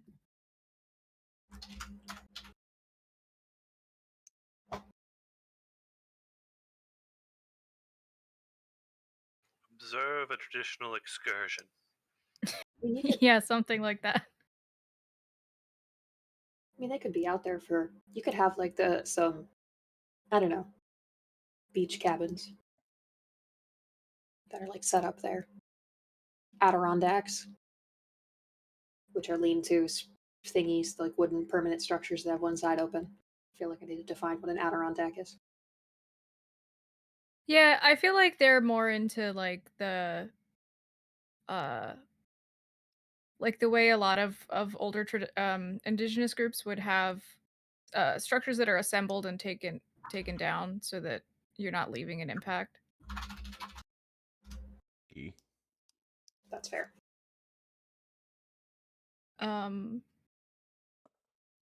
Yeah, I think Skrios, now that you can turn into a raven, Bella, and actually also Anna, now that you can turn into a wolf, he keeps catching himself trying to be like to talk to you about shapeshifting into other animals that in a familiar way that's like, yeah, that was where I first, took the form of a shark. You remember when you first did that? And then just kind of cuts himself off before he says the second part that he's like, just like, mm, never mind. When I was 5, I liked to pretend I was a shark, and then I would chase people along while swimming like really close and like headbutt them because I didn't realize like I tried to bite someone once, but then I got salt water in my mouth, and that was not a good idea. Mm, would you like to be chased by a shark? I probably should not because I don't know. I don't think the shark would enjoy just like chewing on my leg and not being able to do anything. I would not disagree if you asked me to bite you, but I would not do it as a shark. Anna pulling the wagon a little bit farther ahead while they're on the moose.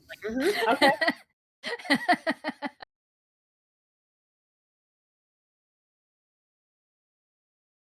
Like, what would a shark think if it just like sees something walking around? It's like, oh yes, mealtime, chomp, and then just it's like chewing like jerky that just doesn't go and just keeps chewing and there's nothing. That'd be pretty frustrating, I think. I think that most sharks bite humanoids by accident or just out of um, confusion or to defend their territory. They're not really trying to eat people. I could Really? ask. I mean, I heard so many stories. It's like every fisherman would talk about like how they had to fight off a shark that was trying to take their arm. That's why I had all these scratches along it where it was like just thrashing about.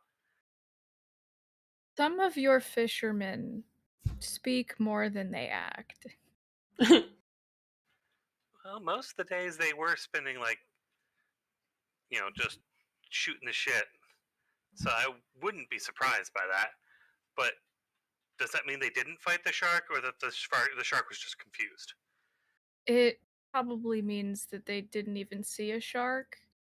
Uh, out of curiosity, did these stories end by telling you not to go near the water?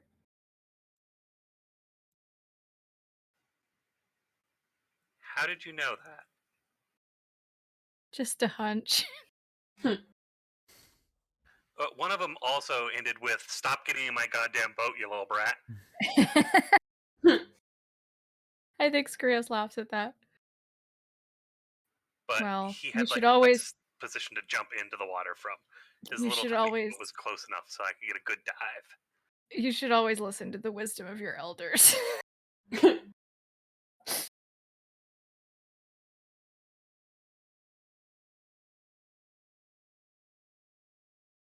I'm still going into the ocean. Can ravens swim in the ocean? We're gonna find that out. Oh, Oh, no. that's I not gonna wouldn't recommend it. Aw. Is this another one of those like the feathers won't be comfortable afterwards? yes. You will be eaten. I mean, I can fight back. Pretty sure I can Not take him. not as a raven. You will be soggy, you will be unable to fly out of the water, and you will be eaten. Peck the shit out of them. Can't bite them though. Definitely can't bite them. Can I turn a shark into a were-raven? Oh my god. You are under oath not to turn anyone or anything into a were-raven. Oh, I definitely won't. But are sharks vulnerable to that, or is this just like a human thing? There was no mention of what can and cannot be turned into a were-raven. Hmm. Anna, can you bite a shark and turn it into a werewolf shark? I theoretically could, but that would also require explaining to the shark what was happening because I'm not supposed to do it when people don't agree to it. So Skrius would have to ask the shark if it wanted to be a werewolf, and I don't think that would. I'm not certain that a shark could meaningfully consent. Yeah. What happens if you bite a wolf though? It just gets really upset about being bitten. I think that's what happens. There's also a difference between a werewolf and a wolf. Yeah, but like, could you wear a wolf to make it a wolf wolf?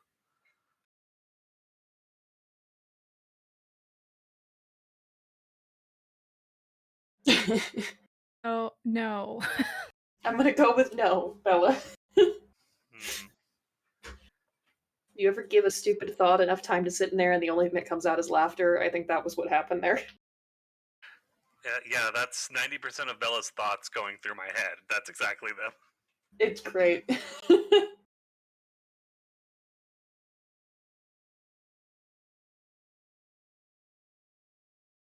So are the druids down there already when we come out at the beach? Yeah, I think well, yeah, I think that there's somebody like set out to watch to make sure nobody like runs up on the druid circle and just greets you. It's like I don't know, like one of your contemporaries, I think, Skrios, like one of the more popular boys at high school. Oh, cool. I wave, but I'm not happy about it. I think he greets you and it says something like Skrios Octans, welcome back. Thank you. It's good to be home. I think our elders expected your quest to take significantly longer. I'm That not just shows mistaken. how effective we are. Oh. Oh yeah, I will introduce you. These are my companions, Bella and Anna. Hi. Bella Katari and Anna, who does not have a last name. Anna just kind of waves. They assisted me in my quest. Yeah, let's call this guy like Astra. Astra is a fine name. That Yeah, that's a works. fine name. That's a good name. I think he nods and he like waves you through, basically. Like yeah, welcome back. If you need to report to, or if you'd like to speak, and then he tells you where the archdruids are at. I don't have any good archdruid names. What's a good archdruid name? Oh Jesus, like Solembrion or some shit, right?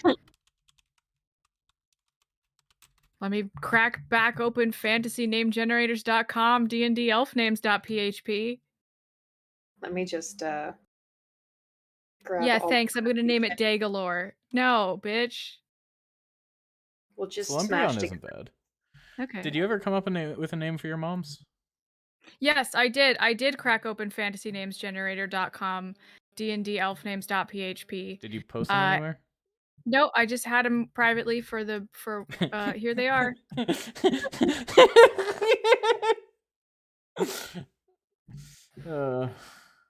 I was waiting until we were dealing with it. If you were describing some other shit, I didn't want to distract you. Gotcha. I think Solembrion isn't a bad name for one of them, right? Yeah. I was on the spot, but that's fine. And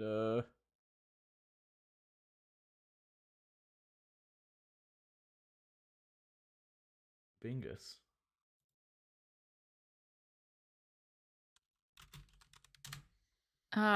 This other Milana. That's Mialana. That's one. That's an elf name. I'm on fantasynamegenerator.com. Are Give you me a sure break. you don't want to go with? I googled elf names. And it goes famous elf names: Buddy from Elf, Dobby from Harry Potter. That's not the kind of elf I want.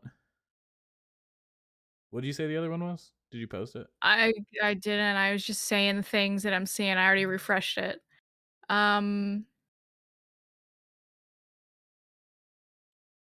Some of these are not pronounceable. I would say a majority of these are not pronounceable. Yeah, that's right. Sure. We'll go with Silsatra. That's a fun name. Hell yeah.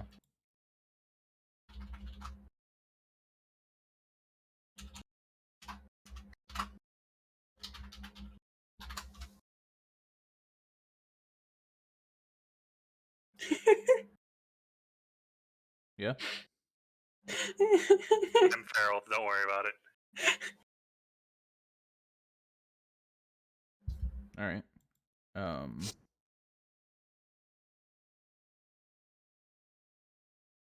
Yeah, I don't I don't super know how this is gonna go. Skrios, what do you think it's like when you come back? I think that people not knowing what's going on are still a little bit like. I think that there's younger druids that don't know that much about me. Most people kind of don't notice or care that much. But the handful of people that were involved in the Skrios discourse, um, are kind of like, oh god, the problem is back. Oh no. um, Well, there were people who defended you, right? That's why it was a discourse and not just exiling you. yes, for sure. I think the issue is just like nobody wanted to. It's not like everyone regards Skrios himself only as a problem, but it's like the debate has now had to reawaken that they're like, we put this down like a month ago.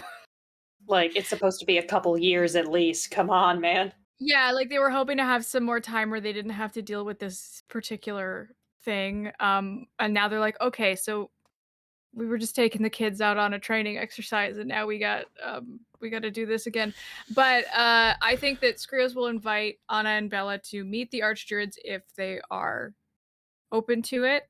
Yeah, I think As but he'll impress like the formality of it, that like this is like I need to update them on the quest that I've been on to validate like the things I was saying before I left, and to like restate my place in the community. And otherwise you're welcome to mingle. Bella will definitely have to like visibly steel himself. You see him just like focus, pulling his hand over his face to like get the impulses to run out and turn into a bird and start dicking around or whatnot. He's like, nope, focus, focus. And once he's got like a mildly serious looking face, he's just like reaches out, grabs your hands, like, yep, we're ready. Okay, Skrios is gonna have both an easier and a harder time doing this while we are holding hands. Honestly, I stayed completely still as a statue for like hundreds of years. I think I can listen to people use formalities for a little bit. I should be okay. I appreciate that. I just want to make it clear it's not necessary to accompany me if it seems unpleasant or tedious for you. I would rather accompany you than try to figure out what is going on the beach over there, like gestures to whatever is going on with that one seagull kid. Yeah, and there's like some turtles that are upside down in the water, just like flapping. You know, They're I like used to do that as a kid too. yeah, okay. Yeah, then I think Skrios will lead the others up and talk to yeah, Solembrion and Silsatra. I think one of them is available. I think let's say Solembrion was the one that was like in favor of you taking the name Skrios and the purpose. Mm-hmm. Or like not in favor necessarily, but like it's not our place to say who fucking chooses what path. And Silsatra was like, no, but we at the very least should make sure that like more paths are available. Like this isn't the last refuge of somebody who feels isolated or whatever. Like kind of patronizing, not patronizing exactly, but like a little bit like condescending, like this person doesn't know what they're getting into. Yeah. And I think I'm about to prove them both like so like so I think Solembrion is available to meet with you. I think it's not like a refusal to meet if you try and talk to Silsatra. It's just like they're busy currently, you know? Yeah. I think you go up to Solembrion and Solembrion is like a fucking what's a big animal that you can be as a druid in 5e? a walrus. We're on a beach, a walrus. That would be sick. Like a big sea lion. Yeah. I was thinking like a giant eagle or something, or like a Yeah, Eagles is on the beach. what's a big to like Condor. protect people if they're getting like like supervising, but supervising at a different distance. It's mostly just to make sure big birds of prey don't come and take the little druids. Yeah, I think an eagle is a very good choice for that because you're faster than and more mobile than other, like, terrestrial forms or aquatic forms. Yeah. And you can see hella far.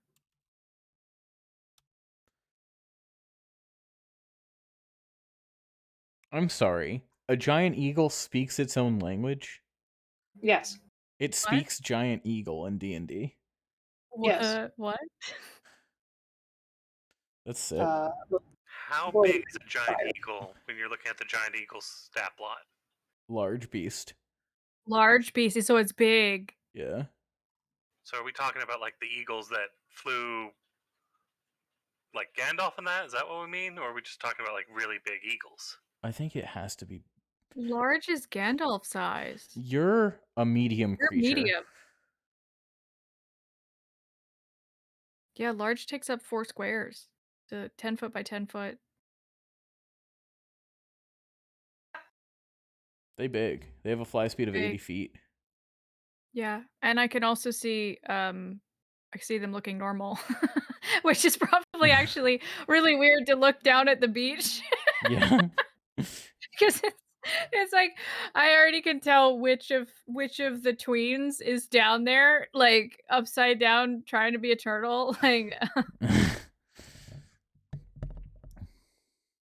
Did you know you can perform the somatic and verbal components of a druid spell while in beast shape at a certain level? yes, I Yep. did. So that means you can just talk? That's so sick. Yeah. That's kind of sick. Yeah. I wanna hit Archdruid. I want Skriss to be an Archdruid later. I do. Anyway, I will approach them and say good morning in, like, very formal Elvish. I think the archdruid will like greet you and shift out of wild shape and just like sit on the branch that he was in. Mhm. Um, I'll say, Skrios Octans, is your task complete? Yes, I have, uh, freed the plane, the how would I call it? I've freed the I think demiplane. I think demiplane that held Barovia, by weakening the power of the Star Vampire and I think every word killing you say is just like you see the expression on this guy's face start to like, Yeah, you know what I yeah, mean? and I'm going to continue until the full list is done too, like, so I'm like, by killing Strahd von Zarovich, and recovering, um, celestial knowledge that had been forgotten to the land, including and I describe whatever else I had found, but very explicitly, like, leading with, like, the, celestial, possession, um, invocation. Uh, Blood, vile, fucking. I don't know if you mentioned that, but you got Yeah, proof. I've recovered an artifact that collects the blood of the star Skrios, which has been an incredible font of power to source these magics, and, um, I have personally followed not only personally become the conduit for the star Skrios in order to vanquish Vampire from the plane, and, have accepted guidance from several other stars in this method in order to achieve that end as well. So, I think he ends it with, like, "I believe I've gained not only, uh, the satisfaction and the knowledge that I sought out to receive from Skrios, but also a better appreciation of," and I gesture to my companions, "those around me and, those following other paths." I think he nods at that. And, he asks you like if you'd like to speak at like when everyone's done with their lessons for the day. That if you'd like to like, I think that he immediately says like you can't tell them about the invocation or the if you could avoid saying the name of the star that you opposed. I would prefer that just to make sure that the youngest don't begin looking into topics they are not ready for. Understood. But like you understand that he is doing you like an honor by offering you this, like Yeah, to share your wisdom and to like. I think could you give me an insight check? yeah, I love to insight check people. Let me pop up my character sheet. Beep bop. Yeah, absolutely. I think you can see that like he respects that you've matured a lot. Or like not matured necessarily, but have gained a deeper understanding of what your path is going to require of you. And that makes him Yeah. less nervous. Because he thought that like you might be like the herald of destruction for their circle. Right. And now he realizes that like yes, you may be called to destruction. Yes, like maybe things will change in the future, you know? But like for now, at least you've gained a deeper understanding of like the place of Skrios in society and community to cooperate with people and to cooperate with other paths. Which you had before, but this is like you've come back and it's been tried. You know what I mean? And so Yeah, and go ahead. no, you're good. Go ahead. I was gonna say, so he thinks that like letting you speak and like seeing you animated and a little bit impassioned and like having friends Yeah, uh that's a big one. will reassure the rest of the people, you know, that like this is a little bit I made the right choice. Yeah, And I was about to say, his and it's a little bit like I won the argument, and yeah, I'd really like Silsatra to see you up there speaking like the good truth. Like, um I think um, he like looks at your hands though when oh you yeah. because you tell him about the pact, right?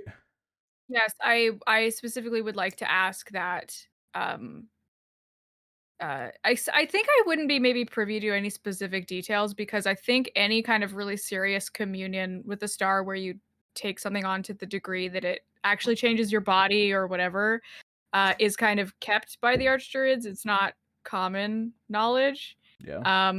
But I would like to ask that, like, I have made an agreement with the star that I am finished with, and I'd like your assistance in severing the connection to complete it. Also, one of my hands is holding Bella's. The non-snake hand. Oh god, right? You have a snake hand. does have a snake hand. Yeah, I think that uh Slumbrion will uh nod at that and then like he will take a like little I think he'll ask if you want your companions to come with first. Um, if they're comfortable accompanying me, which I Yeah. believe I already know the answer. Where you I think go, I'll follow.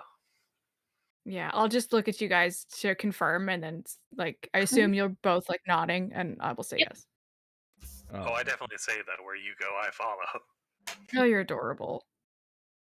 I think he like reaches into one of his I feel like this dude is like classic druid, you know what I mean? I feel like and by when I say classic druid, I mean like long hair, I mean like a robe that has like way too many pockets on it. Like a big staff, you know what I mean? Like Yeah. gnarled big branch that like very obviously like fell off of a tree that he just grabbed. It still has like bark and shit on it. I feel like it makes like a clawed hand looking thing at the end. You know what I mean? Mhm. Like it's the Mhm. perfect orb holding staff, but there's no orb in there. I love it. Yeah. Maybe Um, there's like energy in there. I think that like it's still like the cool thing is that it's still like a big living branch. So like in spring it'll like bud and leaves will come off of it, and then in summer it'll flower or whatever. I don't know how big Yeah, trees no, work. yeah, I love it. That's so cool. Apples grow on it, but who knows how. Yeah, the apples are always very nice. They're good apples. They're good apples. Those are the really good berries. The evolved form of good berry. Yeah. Good apple. I think an apple is a berry. I cannot talk about fruit. Yeah, okay, well, don't worry about it. But Yeah, it doesn't have to be right off the bat. I think just while I'm meeting with him as well, I wanna mention that I need the circle's assistance in creating a megalith to hold all the stuff I learned. uh, yeah, I think that he is going to uh pull. I don't know what. what's a good cool magical item for keeping secrets? What's a fun, like, I don't know, like, let's say it's like a rune scribed well, no, Can I I know exactly what can I it is. Yeah, go ahead. okay. Well, because I was gonna say, I think that a lot of our I've had a concept of us having of the circle having like a tradition of intricate glasswork and stuff where the glass projects things according to what magic is imbued into it. So Yeah. it could be something like that. Yeah. I was actually just thinking the same thing, where it's like another one of those star charts, except when you look at it, it's like black on black. You know what I mean? Mm-hmm. So it's like completely impossible to read, and it looks like there's like shadows shifting under the surface of the glass. And he has you hold it, Bella, and tells you to swear that the things you see in the next couple of hours you won't repeat to anyone without his permission.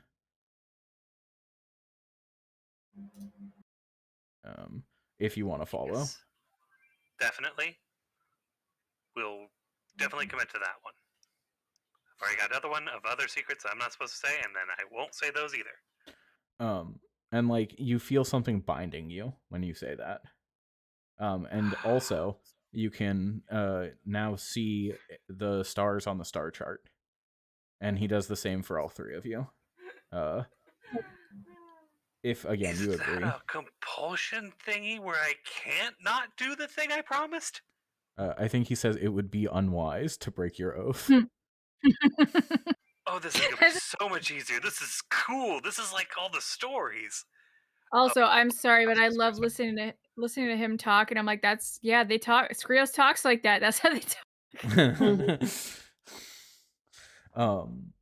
uh Skrios, you are vaguely aware of what this is, and it is going to like this is a thing that will guide you to one of the secret giant megaliths, right? Hell yeah. Um so I think you walk for probably an hour or so. No, you all have animal shapes, right? Yep. Mhm. Yeah, fuck it, right? I love the idea of you guys like We just go whoop. what's up? Yeah, I The think druid's like prepared for us to take an hour's trip, and then we just whoop. yeah, I was about to say I think the Archdruid is like walking, and I'm like, oh, that won't be necessary. Both of my companions can take animal shapes. I think that he looks very archly at you for a moment, and he says, "You taught them our ways I without taught inducting them to the circle." absolutely We learned not. on our own. Thank you. They have their own unique magical traditions. I For the think he'll. record, I'm gonna need you to turn around real quick while I do this. For a promise I made. I think he'll nod at that. He does not chuckle, but he is giving Skrios like a look. Yeah, I I think think like Skrios gives him also a look and is like just like waves his hand like I think that was Anna being like, "You're accusing Skrios of excuse you." Both of you to assume that Skrios has taught us plenty of things, just not incomprehensible forms as far as magic goes. So Skrios has never said one goddamn thing that made sense to me. How dare you? I'm too busy staring into his eyes to comprehend the words. That is not in character. Bella does his best to try and understand. LOL. But the minute he's turned around, there is now a raven that's on top of the wolf form of Anna. I think that he will have a couple of people watch over the training to make sure that nothing goes bad, and then fucking take off, and lead you guys to this. The vibes of this place are bad. I think that it is like a packed sandstone, fucking like a natural outcropping. And it looks like it is going to collapse at any given moment. And it is not, but it feels like it will. You know what I mean? But Skrios, this is one of your druidic circle's repositories of like deeply forbidden magics. Of like yeah. things that it is better for the world, things that they have meditated on and consulted the stars about, and it would be dangerous to share with the world. Yeah, Or that like, they should be preserved but controlled. yeah. Again, I love the idea that like it is built into like whatever natural kind of materials exist in the area. So this Like, one, it doesn't call attention to itself. yeah, it looks like a natural cave, and then as you go into it, it like opens up into this big chamber. But for the first like 100 feet or whatever, or maybe more than that, the first chunk though, it's like, man, why am I going to a cave? This is a shitty cave. I hate this cave. Yeah. And I think like that's part of the facade, right? Is it like it looks like the cave is gonna fall, and you realize that it is like very deliberately crafted that way. Yeah. But yeah, I think you walk in and he has to consult like some old, I want to say like, I don't even know, like there are books in here, there are scrolls in here, there are like crystals in here that are carved with like writings in celestial and infernal. Hmm. They're like it's cool, I think. Like I think that there's like a big wall has like names on them, and you're like, those sound like star names. And he's like, you will not speak of them. But it's Krios like is Krios is doing his best to avoid looking as curious as he is. it's a bunch of forgotten stars, right? Or The like ones we know the names of. what's up? Because probably some of the ones we know the names of because we went to the Yeah. Amber Temple. And it's also ones of like there are different names for the same stars that are much more destructive. And it's like, what are those? And then he'll tell you that like other people throughout time, like that they don't have a monopoly on their relationships to the stars, and that other people throughout time have had different relationships with them, and it changes how their purpose manifests. And these are some of the more dangerous aspects of those stars. That's so sick. But Krios is at a candy store at the moment. yeah.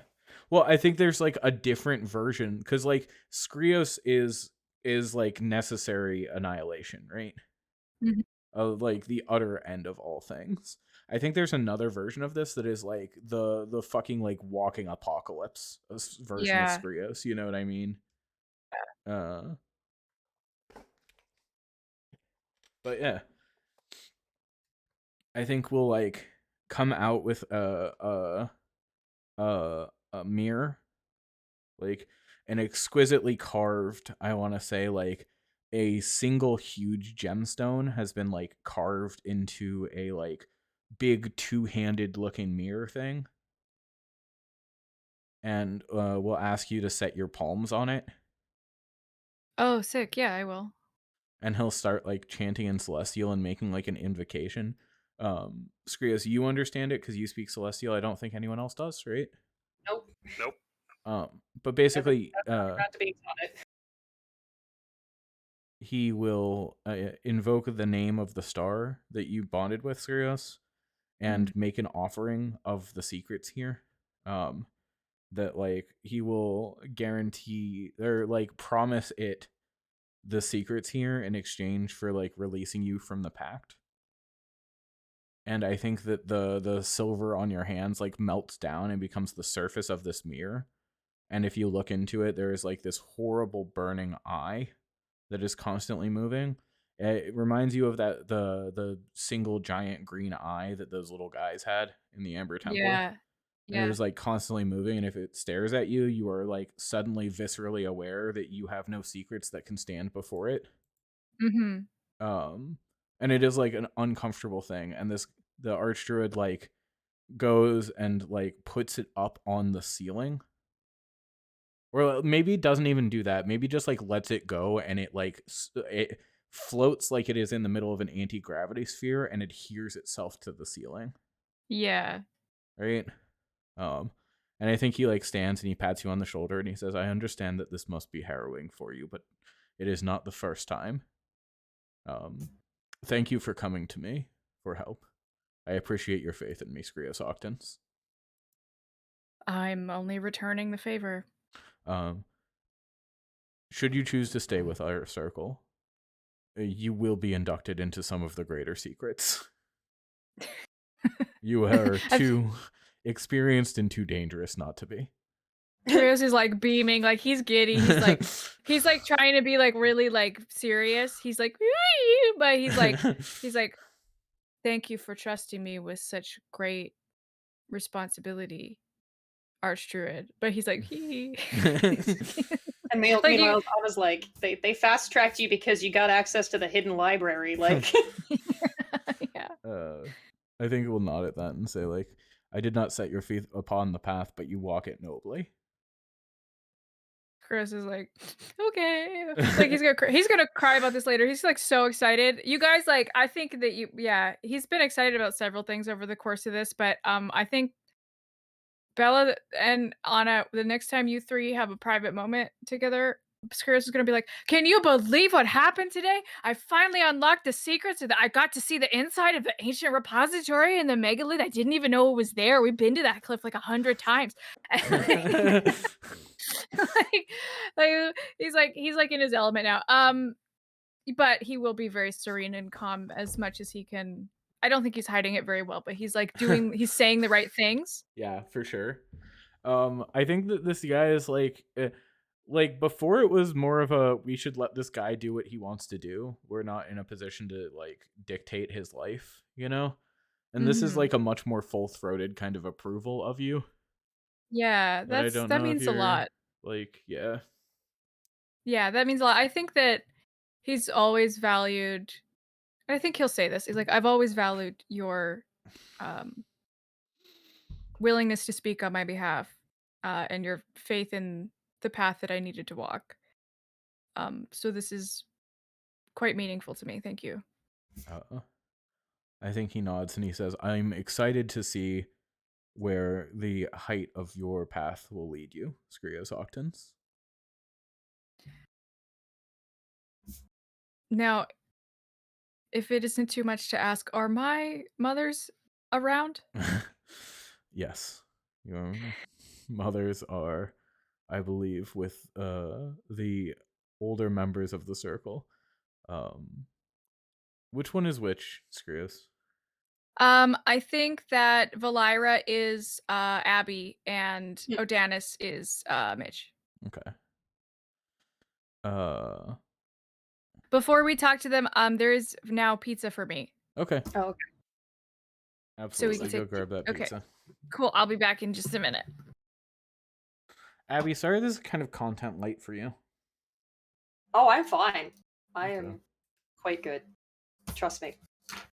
It works out quite well because I'm also I'm 100% paying attention, but I'm also 100% sleepy. If that makes sense. Yeah. Same.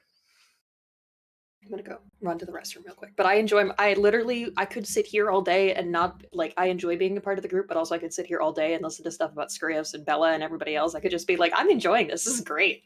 So Okay, I just want to make sure you don't feel like left out. If there's any scenes you want or anything like that, please feel free to bring them up, okay?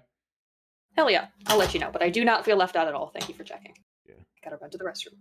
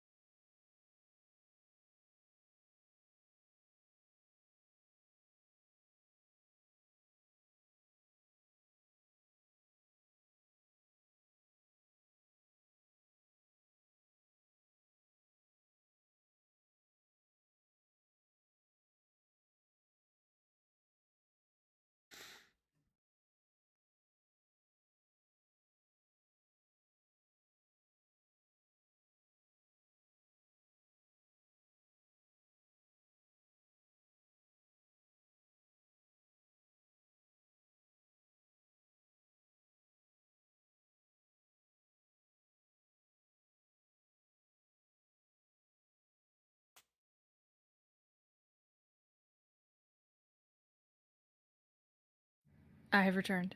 Hello. I have also returned. Hello. We've returned. We've all returned. We're all back. I think. I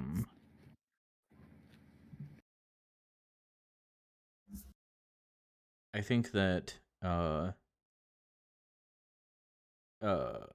generalist mom, Odanis, is that right? Yeah. Is helping train the kids. Because, you know, all hands on deck on beach day. Mm-hmm. It's beach day. People want to get up. It's like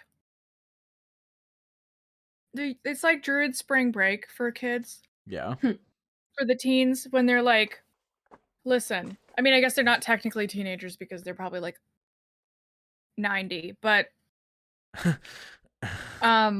but they're teen equivalent. Where it's like, you know how in senior year of high school, everybody is like the senior pranks, and they feel like they have to do something like right at the last month of school because it's like the last chance that you'll get to do something funny and you can get away with it because you're a senior or whatever. Yeah. I think that's beach day. Sorry, so you're saying that there are a bunch of druids like giving people fake good berries that make you like sneeze and gag? Or like what's the Yeah, I think that they're trying to see what they could get away with. I think that during training they mostly can't get away with very much because the older druids like know about it and they're pretty good at keeping it on lock. Also because they all have fucking magical powers, so it's not quite like a gym teacher trying to chase some kids around who have smoke bombs or stink bombs or whatever. But I think when it gets to like after they're done training for the evening and like after the nightly meditation, the kids start to try to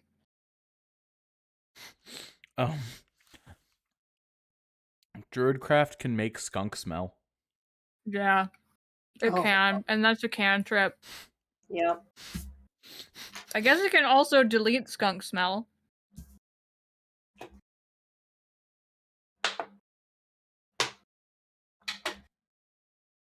Oh, I also thought there's a druid spell of another high level druid spell. So I was thinking this doesn't apply here because this isn't our grove, but there's a spell called Druid Grove.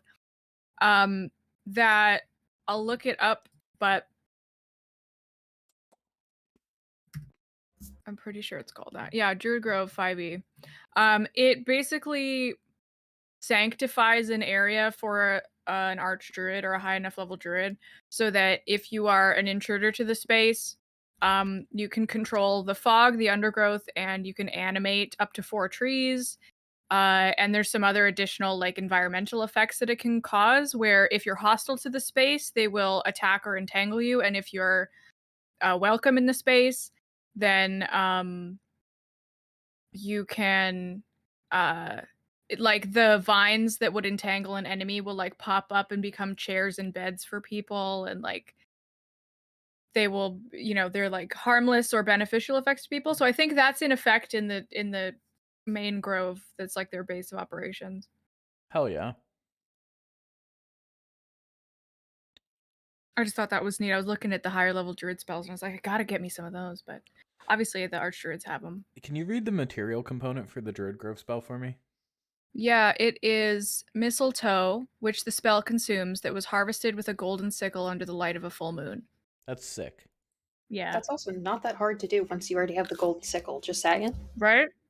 Like, it's a pretty early Minecraft access there. I think the most important thing is just setting the reminder to go out to get it under the moonlight. Yeah, that's not a problem for these guys. They're like very in tune with the cycles of the celestial bodies for sure. Mm-hmm. Also, you've absolutely been the guy who has to go harvest the fucking mistletoe. Oh, for sure, right? Like that's it. They give you the sickle and they're like, "Go get them." That's like an errand you do. Yeah. Also, under the light of the full moon, it's like send Skrios out. Like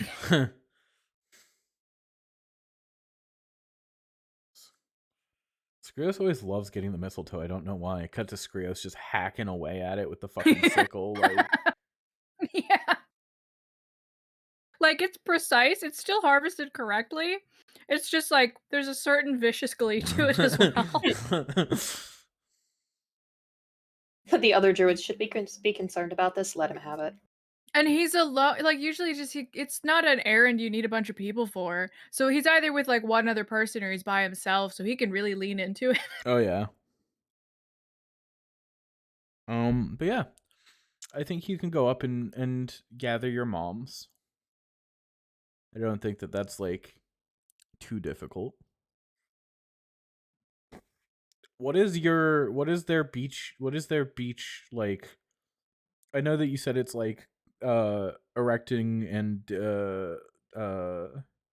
taking down building kind of structure.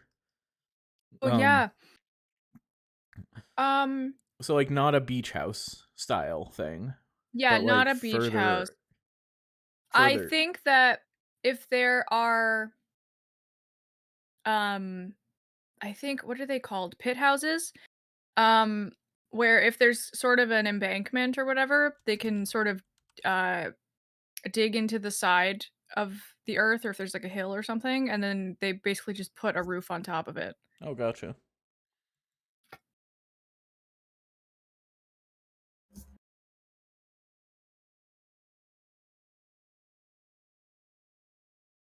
Yeah, I'm maybe not describing this super. There's like I'm looking up pictures to make it easier to say what it is. Yeah, me But too. let me send like here's a diagram of a pit house under character references.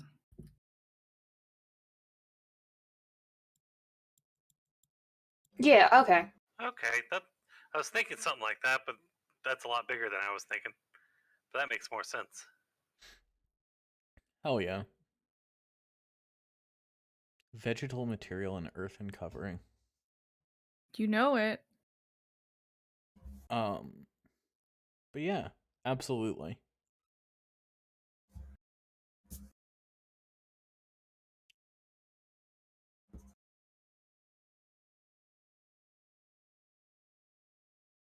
I think you guys can go in, hang out.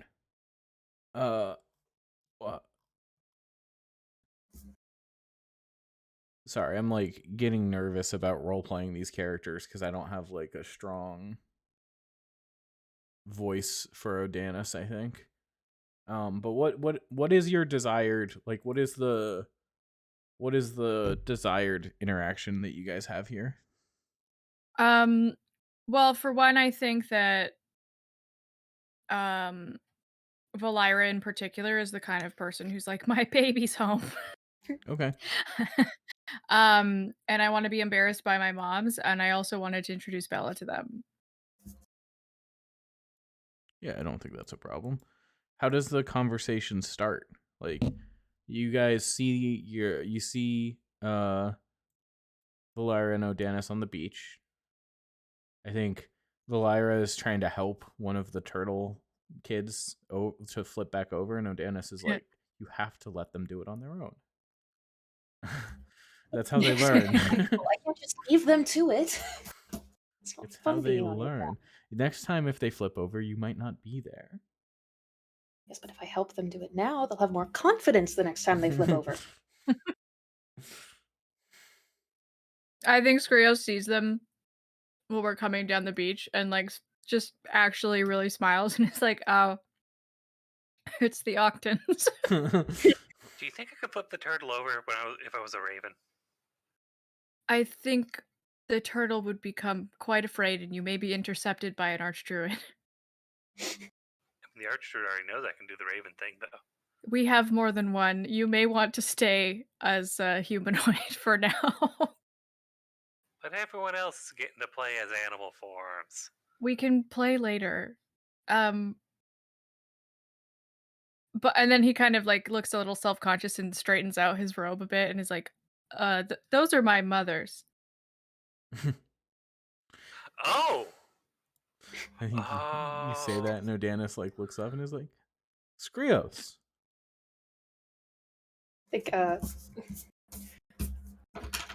yeah, Valier literally forgets entirely that there is a poor the small druid that is flipped over in his back, and it's like, where? Yeah, she's like, okay, you win the argument, hun. Like, yes, do it on your. You'll figure it out. You'll learn. This is how you learn. Rock back Where's and my son? forth. Flipper torsion as walking over very quickly. Yeah, I'm like, hi, Mom. I've completed my journey. I mean, I've you're seen probably- Skrios's will down to the end, and I have met some traveling companions, and I gesture to Anna, and then I just lift the hand that I assume Bella is still holding. He is definitely still holding. He definitely probably has the snake arm, kind of like not hiding behind his back, but like, nope, nope. Good impression first. Don't worry, they like snakes. Yeah, the one place in the world that Bella having a snake arm is probably a bonus, besides, like, I don't know, a superhero gathering place, you know? I think Probably Bella would look very distinguished in the royal empire that he is descended from. Mhm. That's fair. Ooh, no, that's probably a fair. What's up? I was just thinking about that. I'm like, oh, that would be something they would enjoy. It would look cool. Probably while Skrios is still talking, he is wrapped into a giant hug. Like, almost guaranteed. Oh yeah. Just mid-sentence, I have done the will of oof. Yeah, like he's picked up. I think your other mom also gives you a hug, but is much more restrained about it. Yeah. I'm glad to be home. Are you well? You acted like you weren't used to hugs. I'm still being hugged. I'm not.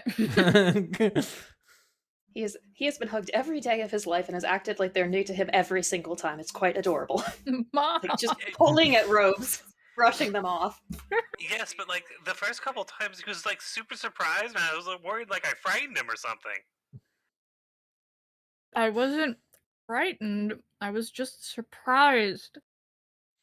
You had like the spooked moose look, and that's usually the terrifying look. But on you, it was kind of like the oh, it's gonna run away now. Mooses give you that expression that often. I feel like maybe that's a you thing. It was really just the one that I punched, but like that's a pretty indicative time. Skrios gives a punch gesture a like, don't say that in front of my mom. You punched a moose? We That were doesn't seem hunting, very- and it was trying to hurt the saber-toothed tiger Sasha we were with. Your path has been a long and strange one, it sounds, Skrios. Please come inside. Thank you. I agree. Your companions are, of course, welcome. Yeah, you go inside. What's the embarrassing little trinkets that they have of young Skrios? Oh god. Well, first of all, I think they have some of his earlier glasswork pieces. Yeah. His first star chart. Uh-huh. Like they're not legible. Glasswork is difficult, even though I think that it is more of a glass pouring, like mold work. Yeah. Mold and then refining with hand tools, right? Like but anyway, they're like wobbly, the thickness is inconsistent, it's cloudy in spots, like the glass quality isn't good, but they're like proudly displayed. And I think there are some books if you are looking for them. I guess these might not be in the beach house, but like in the mobile, like these would be at home, but I think they have books of like Skrios's earlier poems and writings. Yeah. That if you look like bound books like the rest of them. Like I don't think they maybe look like a little less professional, like they're not treated with the same level of care as some of the books that are considered artifacts, but they don't stand out too much, but they are just like Skrios's earlier journals and such. I have to ask, what's Skrios's first wild shape, do you think? Oh. Well, it can't be something that can fly. Um, A stoat. a stoat. That's actually a good one. I was thinking something that he would have encountered outside that was kind of stealthy that like lets him get out of parties. Like when he's feeling uncomfortable. So something small and something stealthy. So I think yeah, like a mink or something. Love that. Absolutely. I feel like There's like a little mink paw print yeah. like Oh my in clay or something.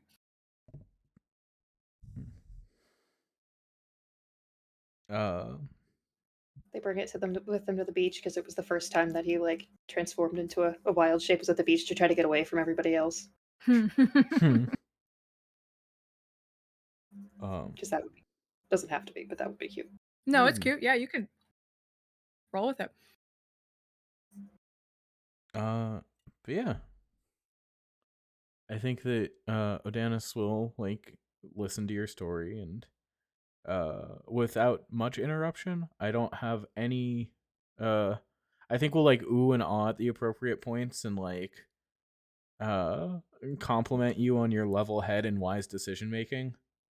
That's what I was thinking. Yeah. Yeah. I think Valera is very much one of those while you're telling the story, like gets very worried anytime you were in danger and like grabs onto, Odanis's arms, even though you know that she knows you came back okay, but she's still like, oh no.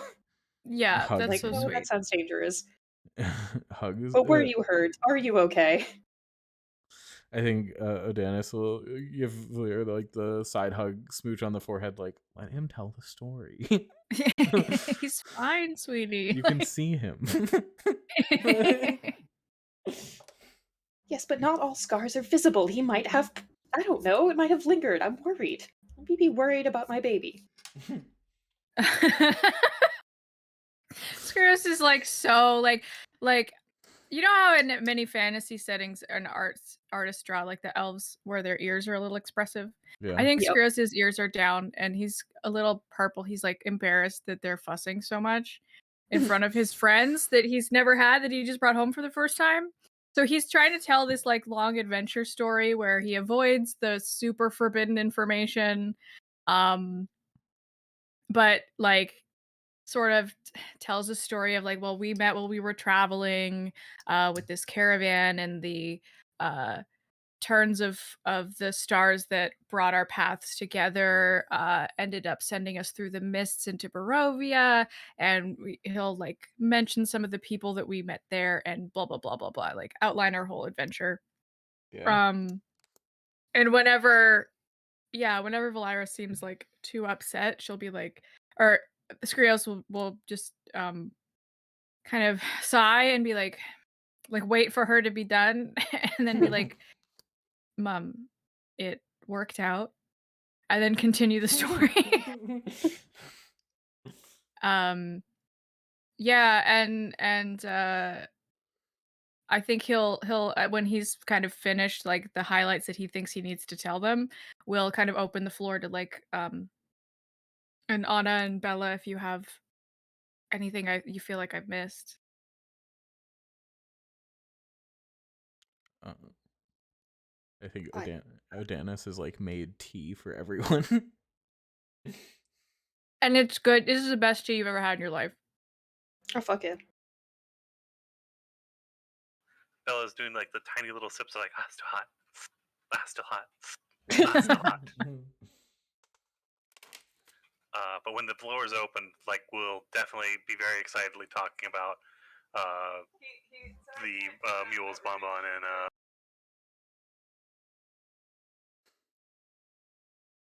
Hazelnut, Bonbon and Hazelnut. Yeah. Yeah, I think I'll follow up on any of our animal companions with like, and I made sure they were being well kept, and we freed some horses from their bondage to Strahd. do you tell your parents that you're dating Bella? I don't know how to tell them. Yeah, so Skrios has But skirted around this completely and then Yes. opened the floor to you guys. Yes, Oh that I boy. have. I also, as an aside, I wanted to say that I think, um no, I completely the thought completely lost. It's gone. Flew out the window.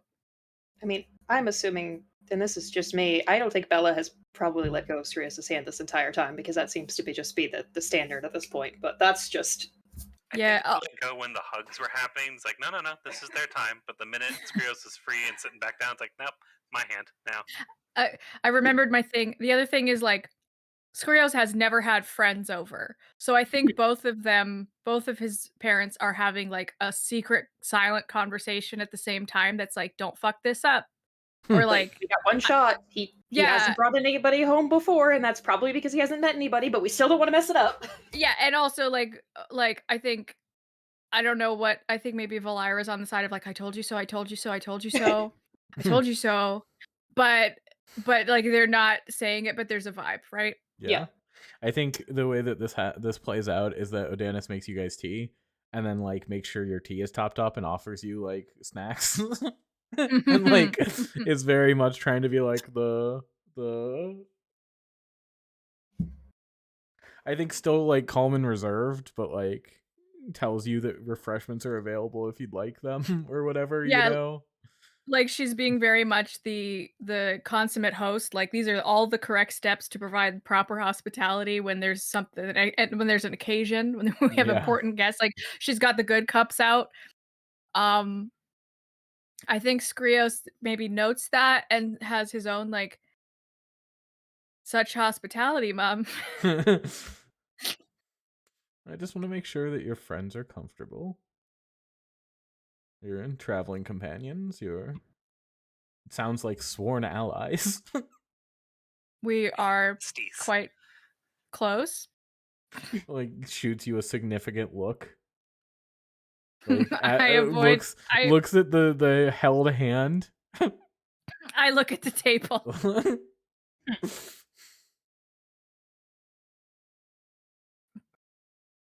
I'm like That's hard, but I think I'm daring her to say I'm like, "You say it first." I think like smirks and sips her tea.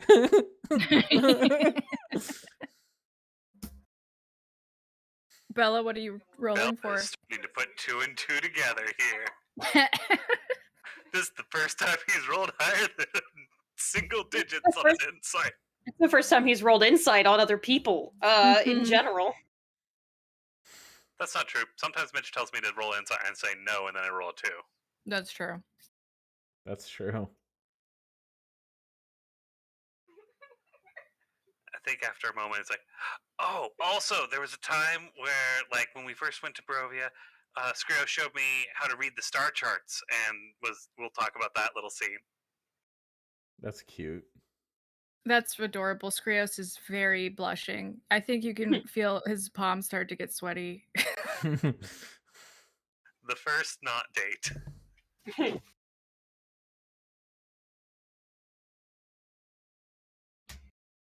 Um Somebody has to say the word. Oh no. I mean, maybe not Odanis will. That's up to Abby.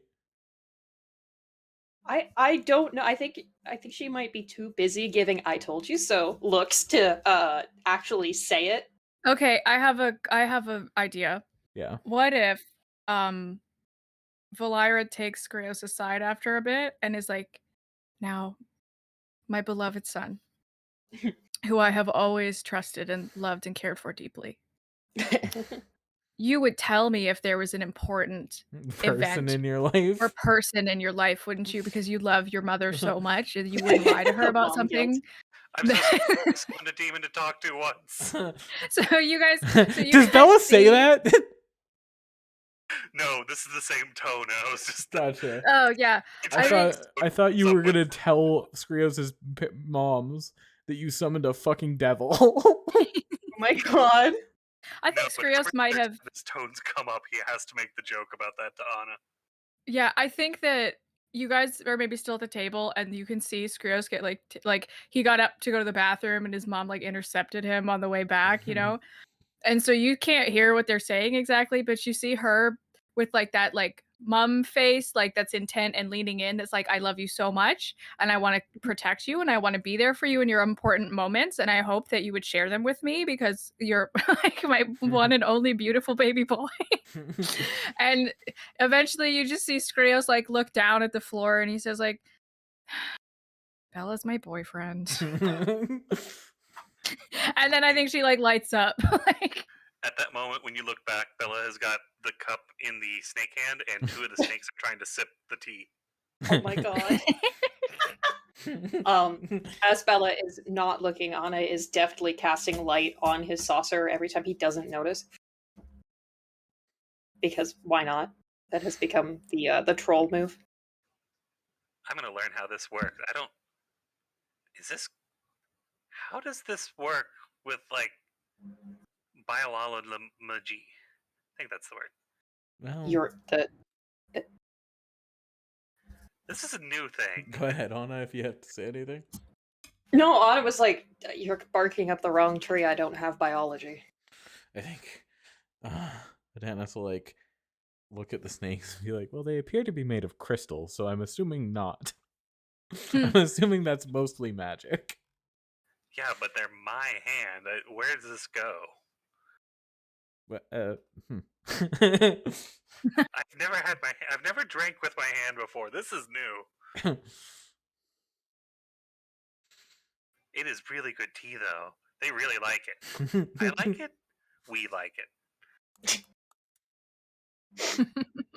We you know, the best way to put it is we dealt with some really fucked up weird shit at the end of there. So something's changed. How long is it before Valera just says very loudly, "Oh my god, he's your boyfriend?" Or by the stars, he's your boyfriend? Probably immediately and jumping up and down is what I'm thinking. There's a little mom hop. Yes, I think instantly, and Skrios hides his face in his hands, and he's like, "Yes, mom." Mm-hmm. She's like, "You didn't tell me. I would have gotten even nicer tea out. Oh, I didn't even get the good stuff. I would have gotten the boyfriend cake. There's boyfriend cake. I didn't know there was boyfriend cake. Well, you've never had a boyfriend over. Don't say that in front of him. I think Skrios says, "Mom, be discreet." I just love the idea of them. Well, because she follows the lovers, right? Yes, and she has prayed about this specifically. Well, I just love the idea that there are like a bunch, in the same way that you have a bunch of small rituals that are like devoted to following Skrios. That there are, then like, you know what? A bunch of small rituals that are like specifically about that. You know what I mean? Yeah, so, I think you're so right, and I think that that's probably a bigger part of her guilt trip than just like, "You're my special baby boy," which is part of it for sure. But it's also like, you wouldn't deny me my path, would you? Oh, right in the gut. Okay, fine, mom, fine. Yeah, that's my boyfriend. So yeah, I think like, and again, Abby, you have free reign over this character, but I think like, Yeah, you can. I think agreeing. I mean, it is not necessarily free reign. It is definitely something Jules came up with. But I'm envisioning the most excited mom running to the kitchen and then running back with, "I'm so happy for you. Oh, no, they're gonna burn," and then running back in. You know Yeah, I think she just whips around and she's like, "Boyfriend," and she looks right at Bella, and then she's like, claps her hands. She runs off to the kitchen. When she comes back, she's like, "So you have to tell me all about yourself, Bella. I've heard about your adventures, but where do you come from? What's your parents like?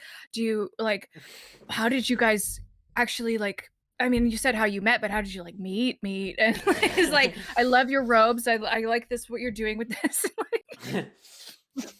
Bella is excitedly answering back, but at the "I love your robes," he stops, spins around, pulls out from his pack a very similar robe.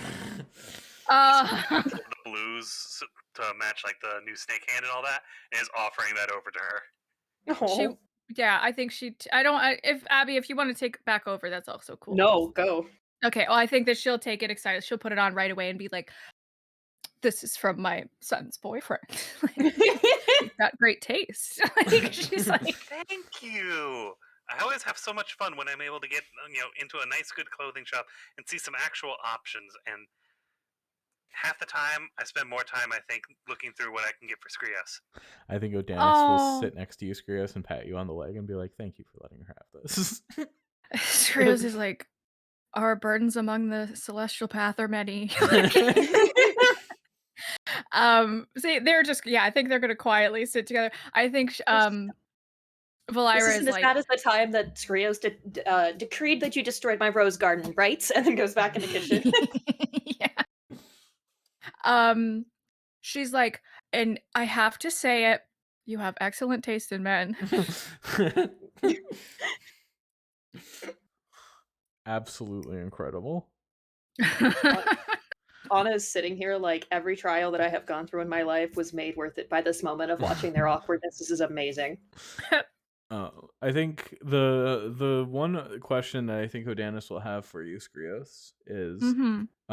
if you feel like your time walking the path of Skrios is complete, if you'd be like, or if you'll be called away again soon, or how do you feel about having finished this?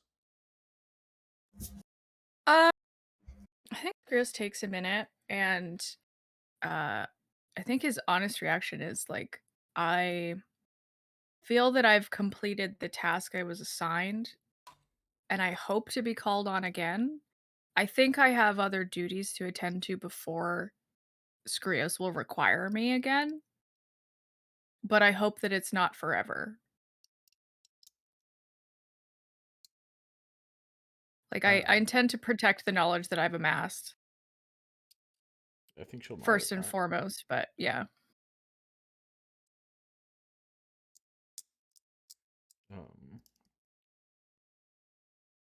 Yeah, I think she'll nod at that, and she'll tell you that like you did a good job, that like you stayed true to yourself and to your path, and that she is proud of you and happy that you're back and safe. Oh, okay. I will hug my stoic mom. Yeah. I think I will also tell her that I have been invited to speak before the druids, speak before the circle by Salambrion. She A nods. clattering in the kitchen. You didn't lead with that? I think that Odanis like nods and says, "As well, you should be." Where is this? Like, is there going to be anything else that you're burying the lead on? Are you now king of a nation somewhere? Who knows? No, but there are quite a few statues and tapestries of me up in Barovia. I'm a little uncomfortable with it, to be honest. I just love the I got idea them of to make an Skrios. extra one of these, and I pull out a small like blanket with the Skrios bit of it. Oh my god. Oh, I love the idea of Skrios being like, "I think if you wait long enough, there is a play." Yeah. Yeah. Well, there was a play. It was highly inaccurate. It was amazing. Anna chimes it. It was so inaccurate and incredible. It was perfect. Are you a king or something? Bella being like the lost prince of a Yuan-Ti nation. Do I know that about your dad? I never met my dad. All I got is that letter. Yeah, but you've seen him, you know something about him. Do you know that we Bella's read that book? Bella's mom was extremely closed-mouthed about Mm. Silas. But didn't we find a document about that? Yeah, he was some kind of noble person who self-exiled to go chasing adventure. I think he was Okay. way more important than it seemed like he was.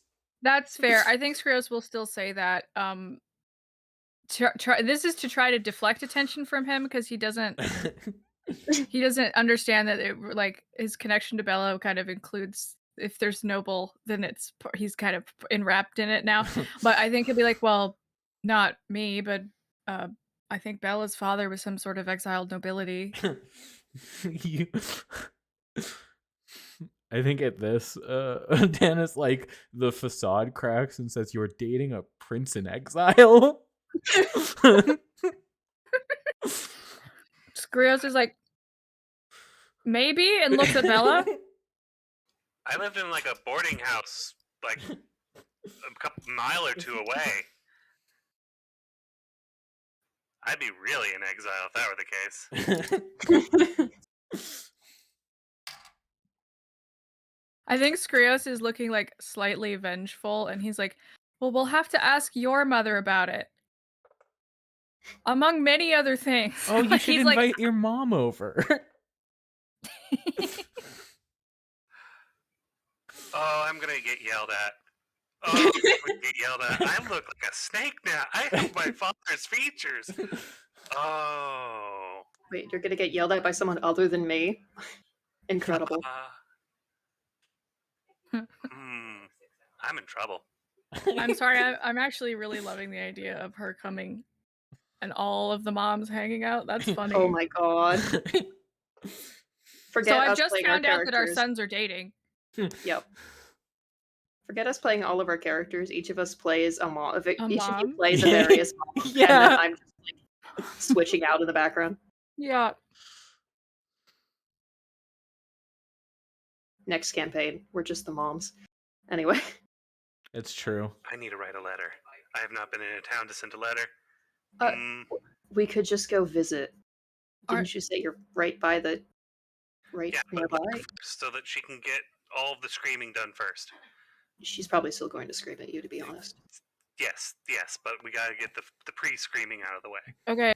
I think it would be really funny if Bella like sits down and writes this letter and is like going to try to find like a carrier pigeon or some shit because he hasn't realized he could just fly it over himself and then walk over, and then we run into his mom on the beach while we're trying to do that.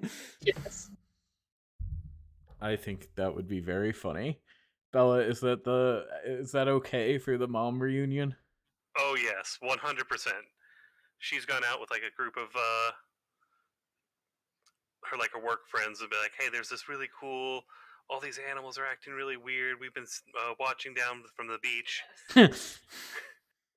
I think she's up there and she looks down and finds like us walking out or whatever. And even though you look different, she's got mom sense, and she's like, "Is that my son?" I think it's like hey, he looks familiar, then sees a sword that looks a lot more familiar and goes, "Wait a minute." Runs up to you. I think is like a foot shorter than you, probably. Mm-hmm. That's the vibe I've been getting, and just like finger in the chest. Bella Katari! I told you. I said you could do whatever you want. You could go with whatever caravans you wanted to go to, but I told you. I told you not to go to Barovia. And what did you do the second my back was turned from you, Bella? What did you do? You tell me right now. I killed a vampire. I am proud and disappointed in you. I didn't know it was Barovia. Hmm. It was a pilgrimage. I had to go see Heritage Land.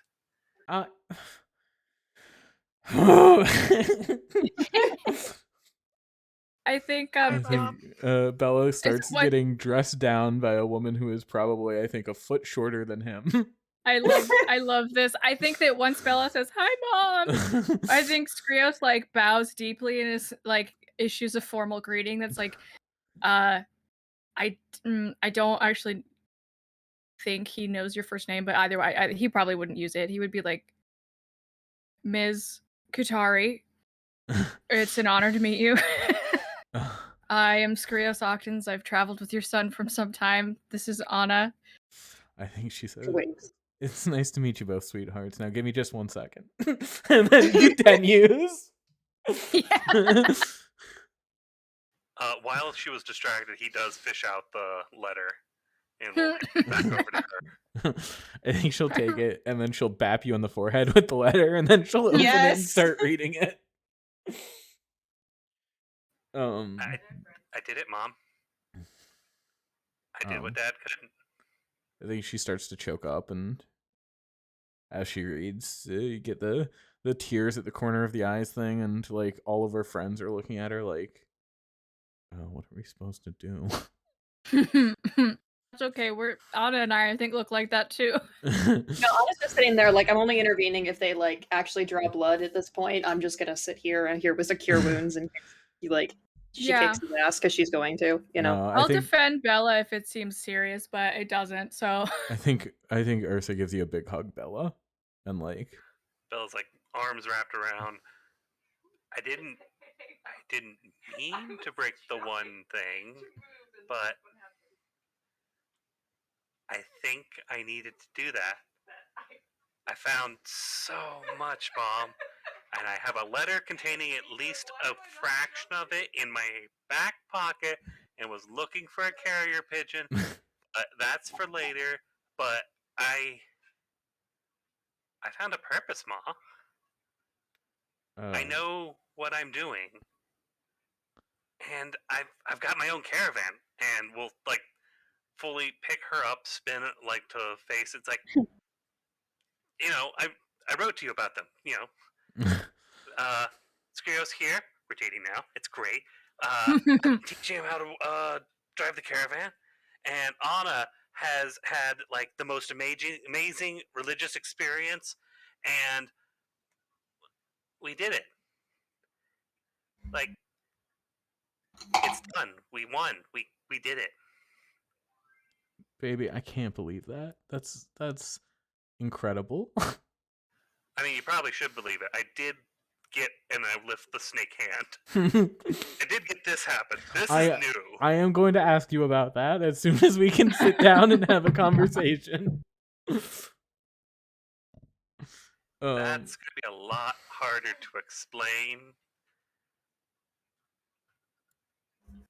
at all, because I don't even know probably half of it.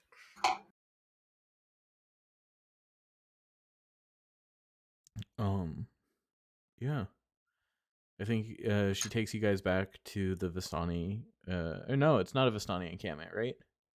No, it's just a regular town. Vistani come through because it's a nice little.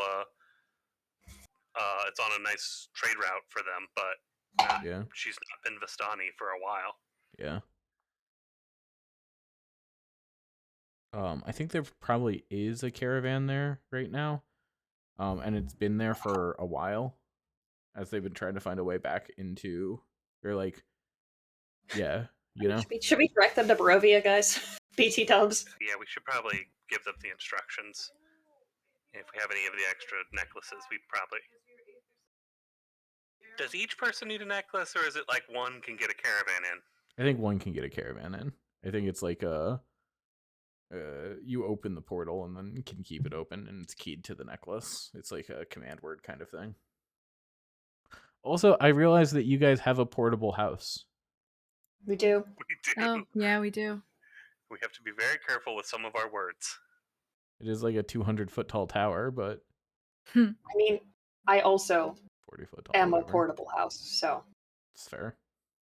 And yours is more cozy. yeah. Mine isn't like, behold, we are the rulers of a small section of land, and it's more of like, look, guys, a bubble. Bella, So I do have to ask you something, Bella. Yes. Shield Guardian. I got him back. Yeah. You said he's part of the caravan, right? Yeah. So just to confirm, there's been like a 15-foot tall, like 2-ton iron golem that's been walking around with you guys the whole time you've been doing this. I feel oh my like he's god. been staying with the cart itself, but yes. Okay. And he's wearing like a big cloak so he doesn't stand out as much. Because he doesn't seem to like people fussing about him. It's true. Doesn't stand out as much, 15 feet tall. Yeah. They could just be a really tall person. You don't know. They don't have to be a mildly sentient automata. So there's a character in a podcast called Curse of Rock, and I'm gonna post in character references.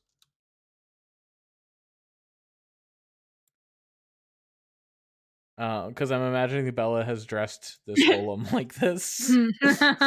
Yeah. I love it. Yeah. Yes. Look, you even use the nondescript colors.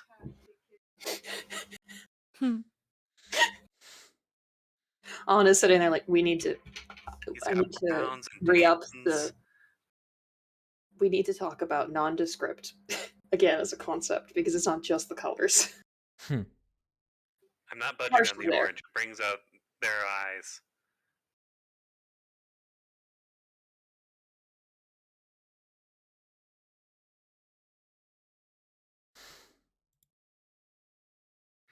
You know, I just come to the conclusion that Bella really needs to find a way to be able to communicate with Hazelnut, or not, Hazelnut and Bon Bon.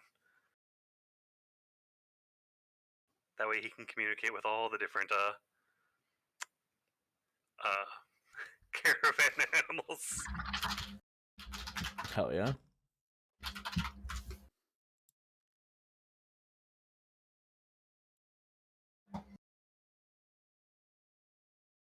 God, I love the Zard.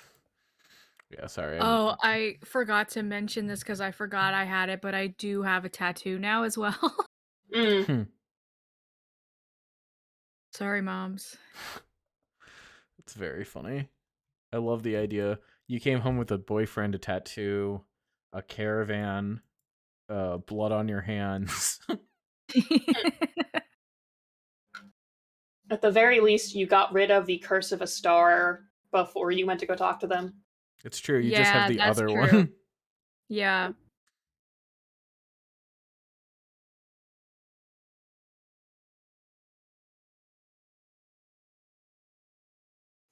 I'll let you meet my dogs later. They probably should not be out when there are kids playing as animals.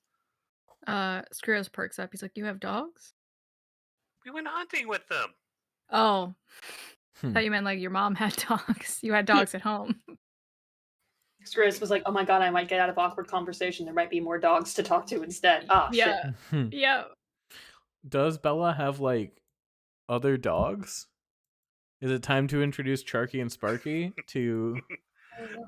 I unfortunately think that they kind of like they don't have their own house. They share Yeah. like a common area kind of stuff. So they don't have, or they didn't have anything that they really kept on their own. Yeah, that makes sense. I mean, you're also bringing back like more money than your mom has like ever seen, right? Hmm. And I'm leaving her with the money that I have in my pockets right now. And I think I hand her the sword.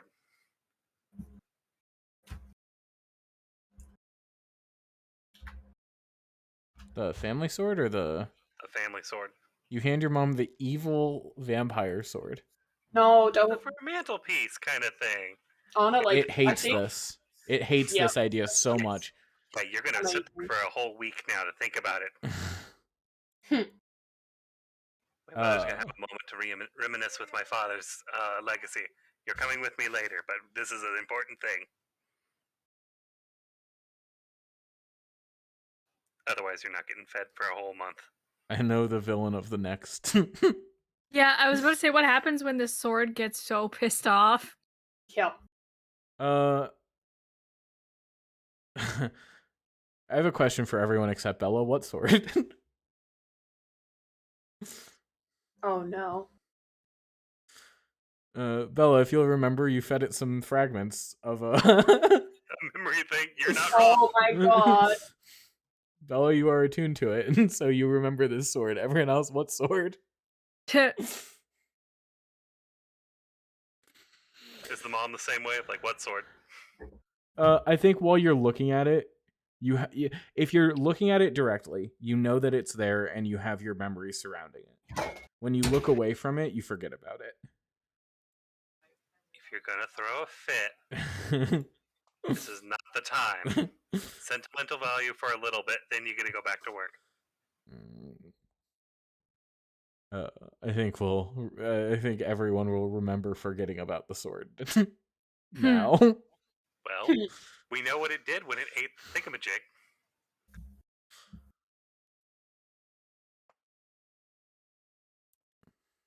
I'm somewhat concerned about your relationships to your weaponry. Where I've got the other Fine. sentience dagger on me, so we're fine. It's fine. We worked this out. But I'm starting to have a lot more questions about Dad now. I think she like laughs and she says like, "Oh, if you think this is bad, you should have seen his father. He was always walking around with all these artifacts. He had this bracelet that turned into a snake." That's very curious. We found something that suggested he was exiled nobility. Oh yeah, he was well, from what I understand, they were in the middle of a big his older brother and his cousin were having a fight for the throne, and I don't know. What? Yeah, I think we all get pale. The throne? What I'm already throne? I'm already pale is very funny. Yeah. Thank you. I don't know. It was some kind of Yuan-Ti thing. He called it the Empire of Scales. I'm not sure. Have I heard of it? I don't think so because they met in Barovia. I see. So I think he was from another world. So if you Not of this have heard of plane. it, Yeah. I think if you have heard of it, it's probably like, yeah. Give me a history check. Actually, that makes sense. I did. I rolled a 19. 19. You were in the Astral Sea. You guys did some exploring to help the Vistani. Yeah, probably. Right? Like, I think they're like refugees from the Civil War in the Astral Plane hanging out somewhere. I think it was big and bad, and they ended up the cousin and the elder brother killing each other. In like one of them was assassinated, and then like a cell from another one killed the prince on the throne, and now like Ooh. you think that Bella might be the heir. But no one knows about him, so it's fine. Oh. As long as there are like no magic items that will reveal the next prince That would or connect whatever. him to the Yeah. It's nice royal sword. Well, I know what astral plane we're getting sucked into next. That's so fun. I would love to deal with your family drama. I feel like I just opened up a whole new bag of worms. She's like, I don't think we have to worry about it. It's another world. You're here. Oh. Ooh, Actually, we've just opened portals to the astral plane, and interplanar Oh my god, travel Bella, is Bella, going to be very efficient. Bella. the Barovia was sealed off in like a little bubble, and we fixed it. I broke the curse. I did the good thing. Bella, I We had love to you. go. I love you so much. Wide Bella, wide Bella. Wide Bella. You know, Oh, ultra just saying big. on like a scale, I think that Strahd is probably worse than a civil. No, even with Civil War, I don't know. I can't pull out a holy symbol and turn away an army, so that's fair.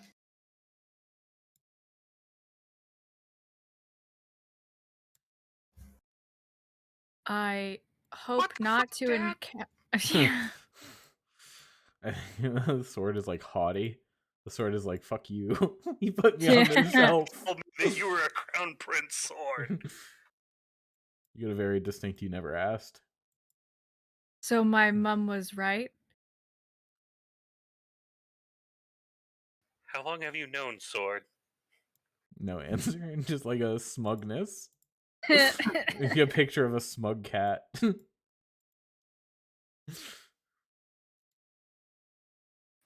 I could have had the biggest fuck you to Strahd physically possible by calling him out of like not even being a real lord kind of deal. And you're telling me that I didn't learn about it until after? I mean, if your dad was self-exiled, then you're also not even really a lord. You're just conveniently an heir now. And I believe we were smiting Strahd with the fury of your righteousness, which was a maybe primary concern, secondary to the pettiness of squabbling over your noble houses. I could make some room for pettiness. No, there's always room for pettiness. You could go, I don't know, walk around this castle. Yeah. Yeah, I think that what you guys know about the empire is that it like prides itself on military strength and like bringing civilization and just like all the worst kinds of things that empires do. You know what I mean? Mhm. Yeah. I understand your choice or your father's choice to self-exile. Holding up the sword again. You know this means you might have to spend more time in the bracelet, right? uh, again, rage. Yeah, you were literally gonna get me caught in like an expansionist empire. Yeah, I don't think it abates. Like as long as you're talking about putting it in the bracelet, it's upset about it.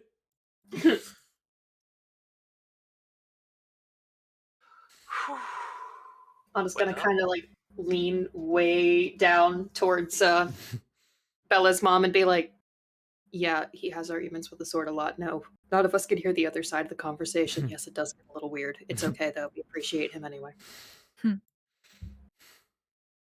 I think she like whispers back to you. If I got upset every time Bella did something a little bit odd, I'd never see the end of it. My hair would all be gray.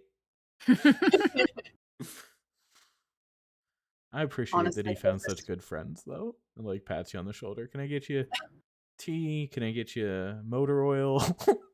Anna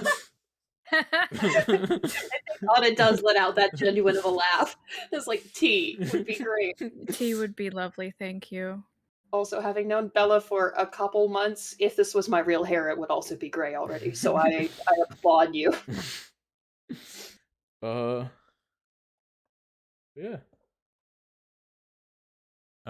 Unless we wanted to do anything else. Griot still has a hint of pettiness for how he was embarrassed in front of his parents and will be prodding Bella's mom for embarrassing stories. Oh hell yeah. I think we'll tell you about the story that Bella got hit by a bear. Please. Oh, That's 3 carts over? over. I told you it was real. I wrote about it. Did he It's the tell letter. you that his pants ripped on the way and he was stuck hanging half out of a caravan with his ass out to the world? Only one ass cheek, but still. Chris is trying not to laugh and he fails. He's like, no, Bella did not share that bit of wisdom. The concussion made it fade in and out a little bit. I mean, in his defense, half of your ass out is half house, half house. So both stories are congruent. But somebody walked by and drew a face on your butt cheek while you were stuck there. That would explain a lot of laughs I got afterwards. And it wouldn't. The bear punch. And it wouldn't come off. The marker, the paint wouldn't. The ink wouldn't come off. You had a clown face on your ass for like 2 weeks. You can see the top of it there, but I can't see like the full ass. Hold on, can I see through my snake's eyes?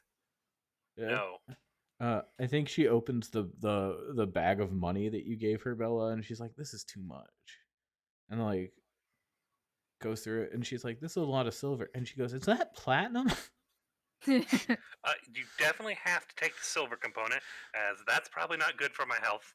And yes, that is platinum, and I did use a couple of platinum to make some rings. So we don't have all of them, but it was worth it.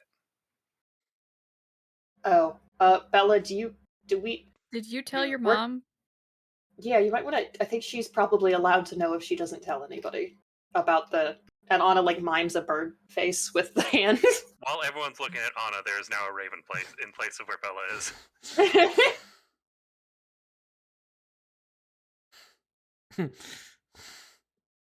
All right. Well, I know you didn't get that from your dad.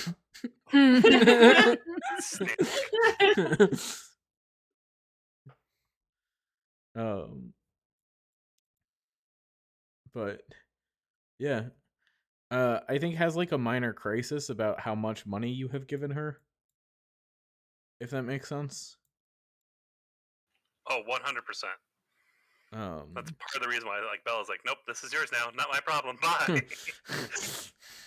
I think honestly, I would prefer you to have the money, but if it puts you in danger to have it because humans are shit, let me know. I will either set up something big and strong to guard it, or I guess in the worst case scenario, I can slip it into Bella's bag when he's not looking. No, it's just more money than I've seen in my life, kind of thing. It's fair.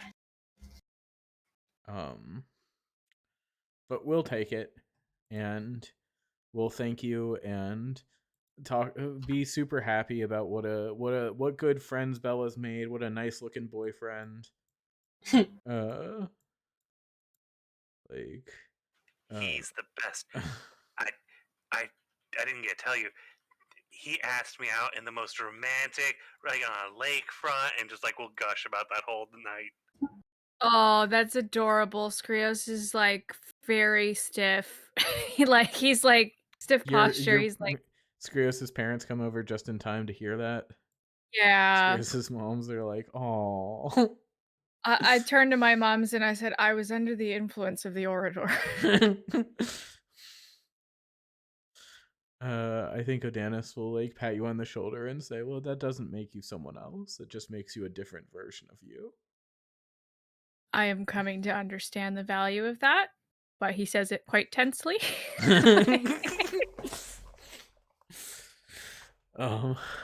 Yeah, I think that you guys have like a nice beach picnic while you watch a bunch of sea turtles. Oh, can I do something petty at your mom for a sec? Petty to Bella at your mom. Which is, I think if you're going to regale her with stories of how wonderful and romantic of a boyfriend Chris is, and he's getting quite embarrassed, I think he's gonna say like something, I don't know exactly how the wording is, but something that's like, yes, and I have initiated every single one of our romantic encounters. Not phrased that way, but just like, yeah, those are all of the ones that I did. Anna's gonna cough a little bit and bump against the hand that has the ring on it. Oh god, yeah. Yeah, that's true. Skrios is all about grand gestures. Bella's about the small, everyday love. Oh, they're so cute. But yeah, I think that you guys have like a nice meal on the beach. Your parents are all there. Except for Anna, whose parent is the moon and will not come out. Yeah, you guys like send the name of your parents, and so I did send Mitch legitimately just sent a message. Anna's mom is literally the moon. Yeah, that one takes a little bit to show up. Yeah, but she gets there eventually. Fashionably late. Listen, she has a work shift late, all right. But you guys swap embarrassing kid tales about Bella and Skrios. You have some tea that goes from middling to very nice. I think like I feel like very picnic food, like some sliced sausages and crackers and cheeses, you know? Mm-hmm. Maybe like some grapes and other like I feel like the druids eat more fruit and other like things like that. Yeah. But yeah. Yeah, because like they can literally just druid craft it. Yeah. I think it's more of an eating for pleasure thing, you know? Because worst comes to worst, they can just goodberry whatever they. Yeah. Yeah. Yeah. I like that. It's also like there literally is a druid spell that is like conjure feast. So like I think they value food, like food as a part of enjoying your terrestrial body. Maybe they do that because you came back. Maybe the archdruids will do a big conjure feast to celebrate you coming back. Did you want to do like the Skrios giving the speech before the druid circle, or like? I don't have a specific thing I want to say besides the things that I sort of covered when talking to the archdruid. Yep.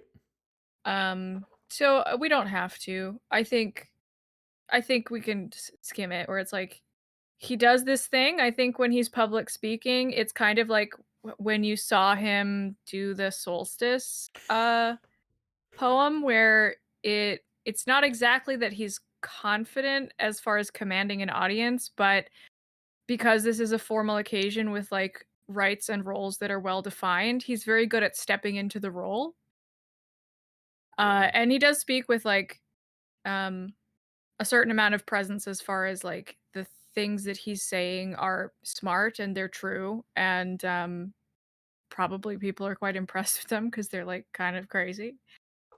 But he also kind of when he's finished, he, like, steps down and kind of recedes into the background as much as he's able to. Yeah. I think immediately following Skrios's big like speech is like somebody goes up and starts talking about like observing the nitrogen cycle in a number of plants. And this isn't seen as like a weird thing or anything like that. This Mhm. is like somebody giving their thesis like Skrios just gave his. Yeah. Uh but yeah. I think that with Bella's mom and your mom's, and like as the night creeps on, there's like a nice fire going, and it's just comfortable and nice to be around. And that's gonna be the end of this, right? Yeah. Yeah. I think Chris is very happy to be home. Yeah, absolutely. Also, I'm not gonna get over boyfriend? Jumping up and down. I get the boyfriend cakes. The what? Listen. Didn't know there was boyfriend cakes. Yeah. It's like it's the thing that Skrios, if you were a follower of the lovers, you were supposed to give Bella to show that you were interested in courting him, Yeah. right? But because Yeah. you're not, your mom's doing it for you. Oh my god, that's so funny. I imagine there's a bunch of little things like that she's like, okay, listen, you're gonna you'll have been Oh, dating I for get a a couple of lesson after this, months. huh? Yeah, you'll have been dating for a couple of weeks after this. When you get to a month, you'll want to make sure you'll blah blah blah blah blah blah blah blah. Uh-huh. I love that. Skrios is like, "Oh god, she's the expert. I gotta take notes. This is better than having to ask her for advice on this later when I don't know what to do, so I'll accept the humiliation of having your mom tell you how to date your boyfriend at great length and depth. Oh yeah. Um, but this is her thing, this is her area of expertise, this is what she's been married for quite some time, and it's been working out pretty well, so, um, Oh, Skrios will dutifully accept the lecture. a lot of conversations about safe sex. Oh god.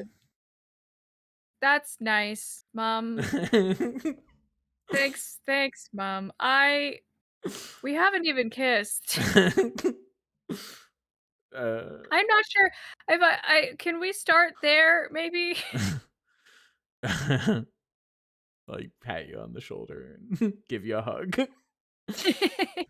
Uh, Well, it's not that I'm not trying to rush you, I just want you to be prepared, and sometimes things happen a little faster than you think they're going to.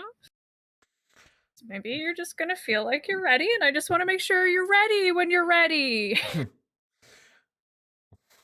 You are 204. I'm 205, and I missed your birthday? Incredible. Oh, Janice, we missed the kid's birthday. Adonis comes from the other room silently with a birthday cake, with the birthday pastries. Love to see the birthday pastries. Chris is like, "Thank you." Um, my mom's trying to teach me about safe sex. And Adonis just laughs and is like, "Good." uh, hell yeah. But that will be the end of the fucking Curse of Strahd. Yeah, we did it. We did it. Congratulations, we won. Hell We yeah. did. We did it. I'm glad. I'm so sad. This is the only Dungeons and Dragons campaign I've ever finished. You know, I would say that, but I've also finished Curse of Strahd once, so. Yeah. But Curse of Strahd stands as the only D&D campaign I've consistently finished. Well, it's not too long. It has its own. Nope. It's very self-contained, which is It is. Yeah. Yeah, we did it for what, like 5 months or something like that? 6 months? Yep. I don't want to think about how long I've been living in this garage. Okay, fair. But yeah. Good job, everyone. Thanks for playing. Good Hell job, yeah, everyone. thank Thanks you for for DMing. This was wonderful. Yeah. No promises. We might pick these characters up at some point in the future. I left a couple of plot threads open just in case. Mm-hmm. We'll see where things go. Cool. Hell yeah. I'm gonna cut the Oh my stream. God, guys, this is so good. I love them.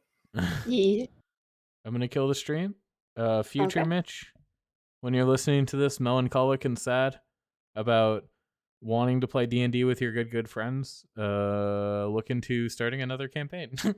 Yeah, you can just do that. You can just choose to do that. Yep. Boy. Bye.